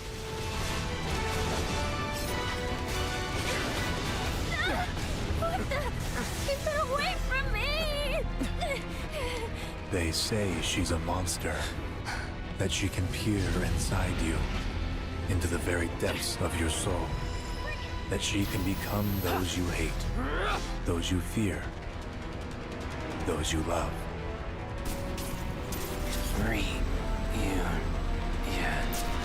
You murdered my dad! You burned my village!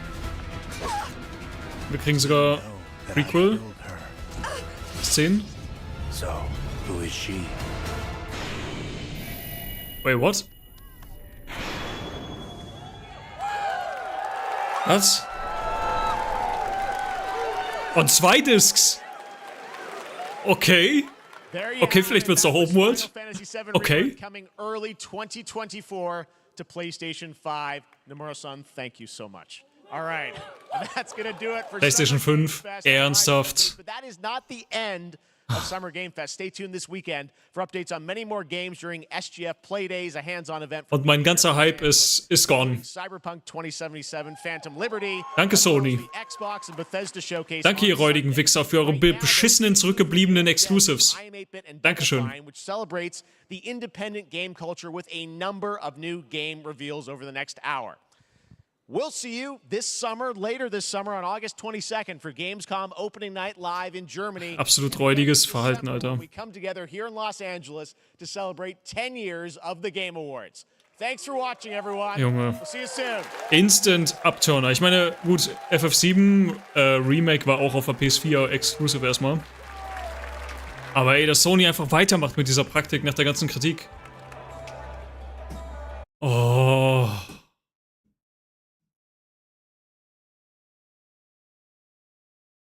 So, welche Demo wollten wir jetzt zocken?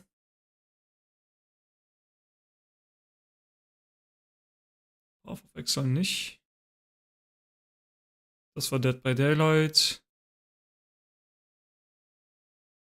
Was, Alan Wake? But PC players can try it earlier by downloading the player test build on July 5th. And here's an exclusive first look at... Ach so, ja genau, Lies of Pi, genau, das wollten wir zocken. Ich muss mal gucken, ob es das gibt hier. Es ist so traurig. Ich muss jetzt einen bösen Tweet machen. Wie die Karen, die ich bin. FF7 Rebirth mal wieder exklusiv für Sony, für PS5. Danke.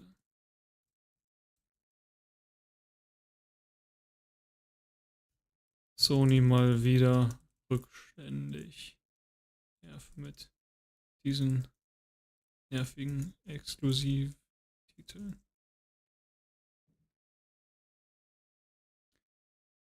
Ja.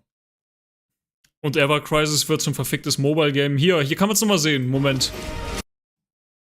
Nee, das wollte ich jetzt nicht. Hier.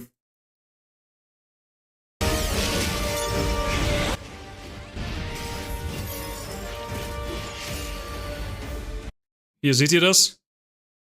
Es hat halt, du hast halt literally Clash of Clans Mechaniken. Du hast hier so Premium-Tickets oder was auch immer der Scheiß soll.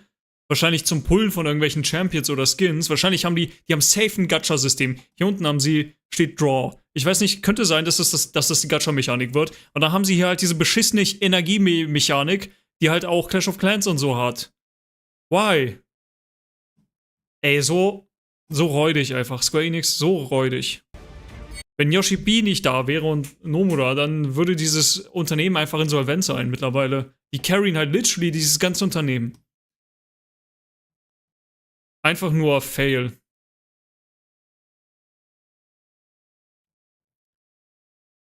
Lass deinen Hass freien Lauf. Ja, ich kann leider nicht zu laut werden, weil die Leute hier schon schlafen teilweise. Da sage ich nur, fickt euch Square Enix, ja. Dieses Spiel wird 100 Pro gecrackt gespielt.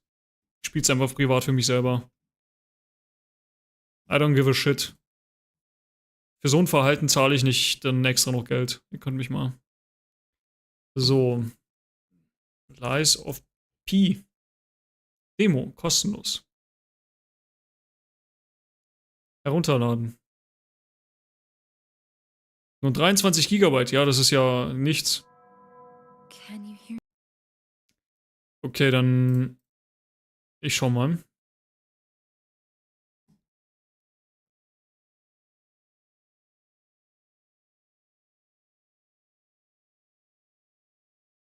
Ja, das sollte. Oh, das dauert 25 Minuten, 26 Minuten. Gute Nacht euch noch. Bye bye. Tschüssi, Energy. Danke fürs Reinschauen. Ich gehe erstmal aufs Klo. Bis gleich.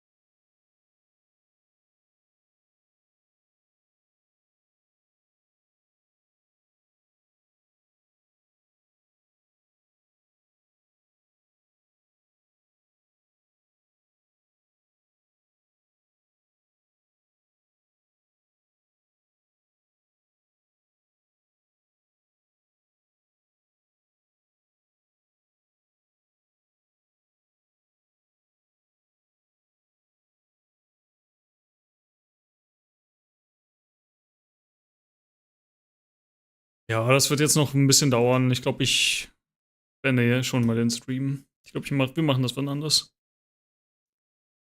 Bevor ich jetzt hier einfach rumsitze und warte, bis das runtergeladen ist.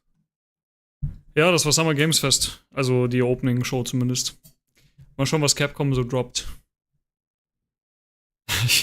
Irgendwie fände ich es witzig, wenn auf der Xbox Presi Stick-Song wieder nicht gedroppt wird. Ich weiß nicht wieso, aber ich fände es witzig. Na gut, ich bin da jetzt auch mal auf. Ich bin auch mega müde eigentlich. Haut rein.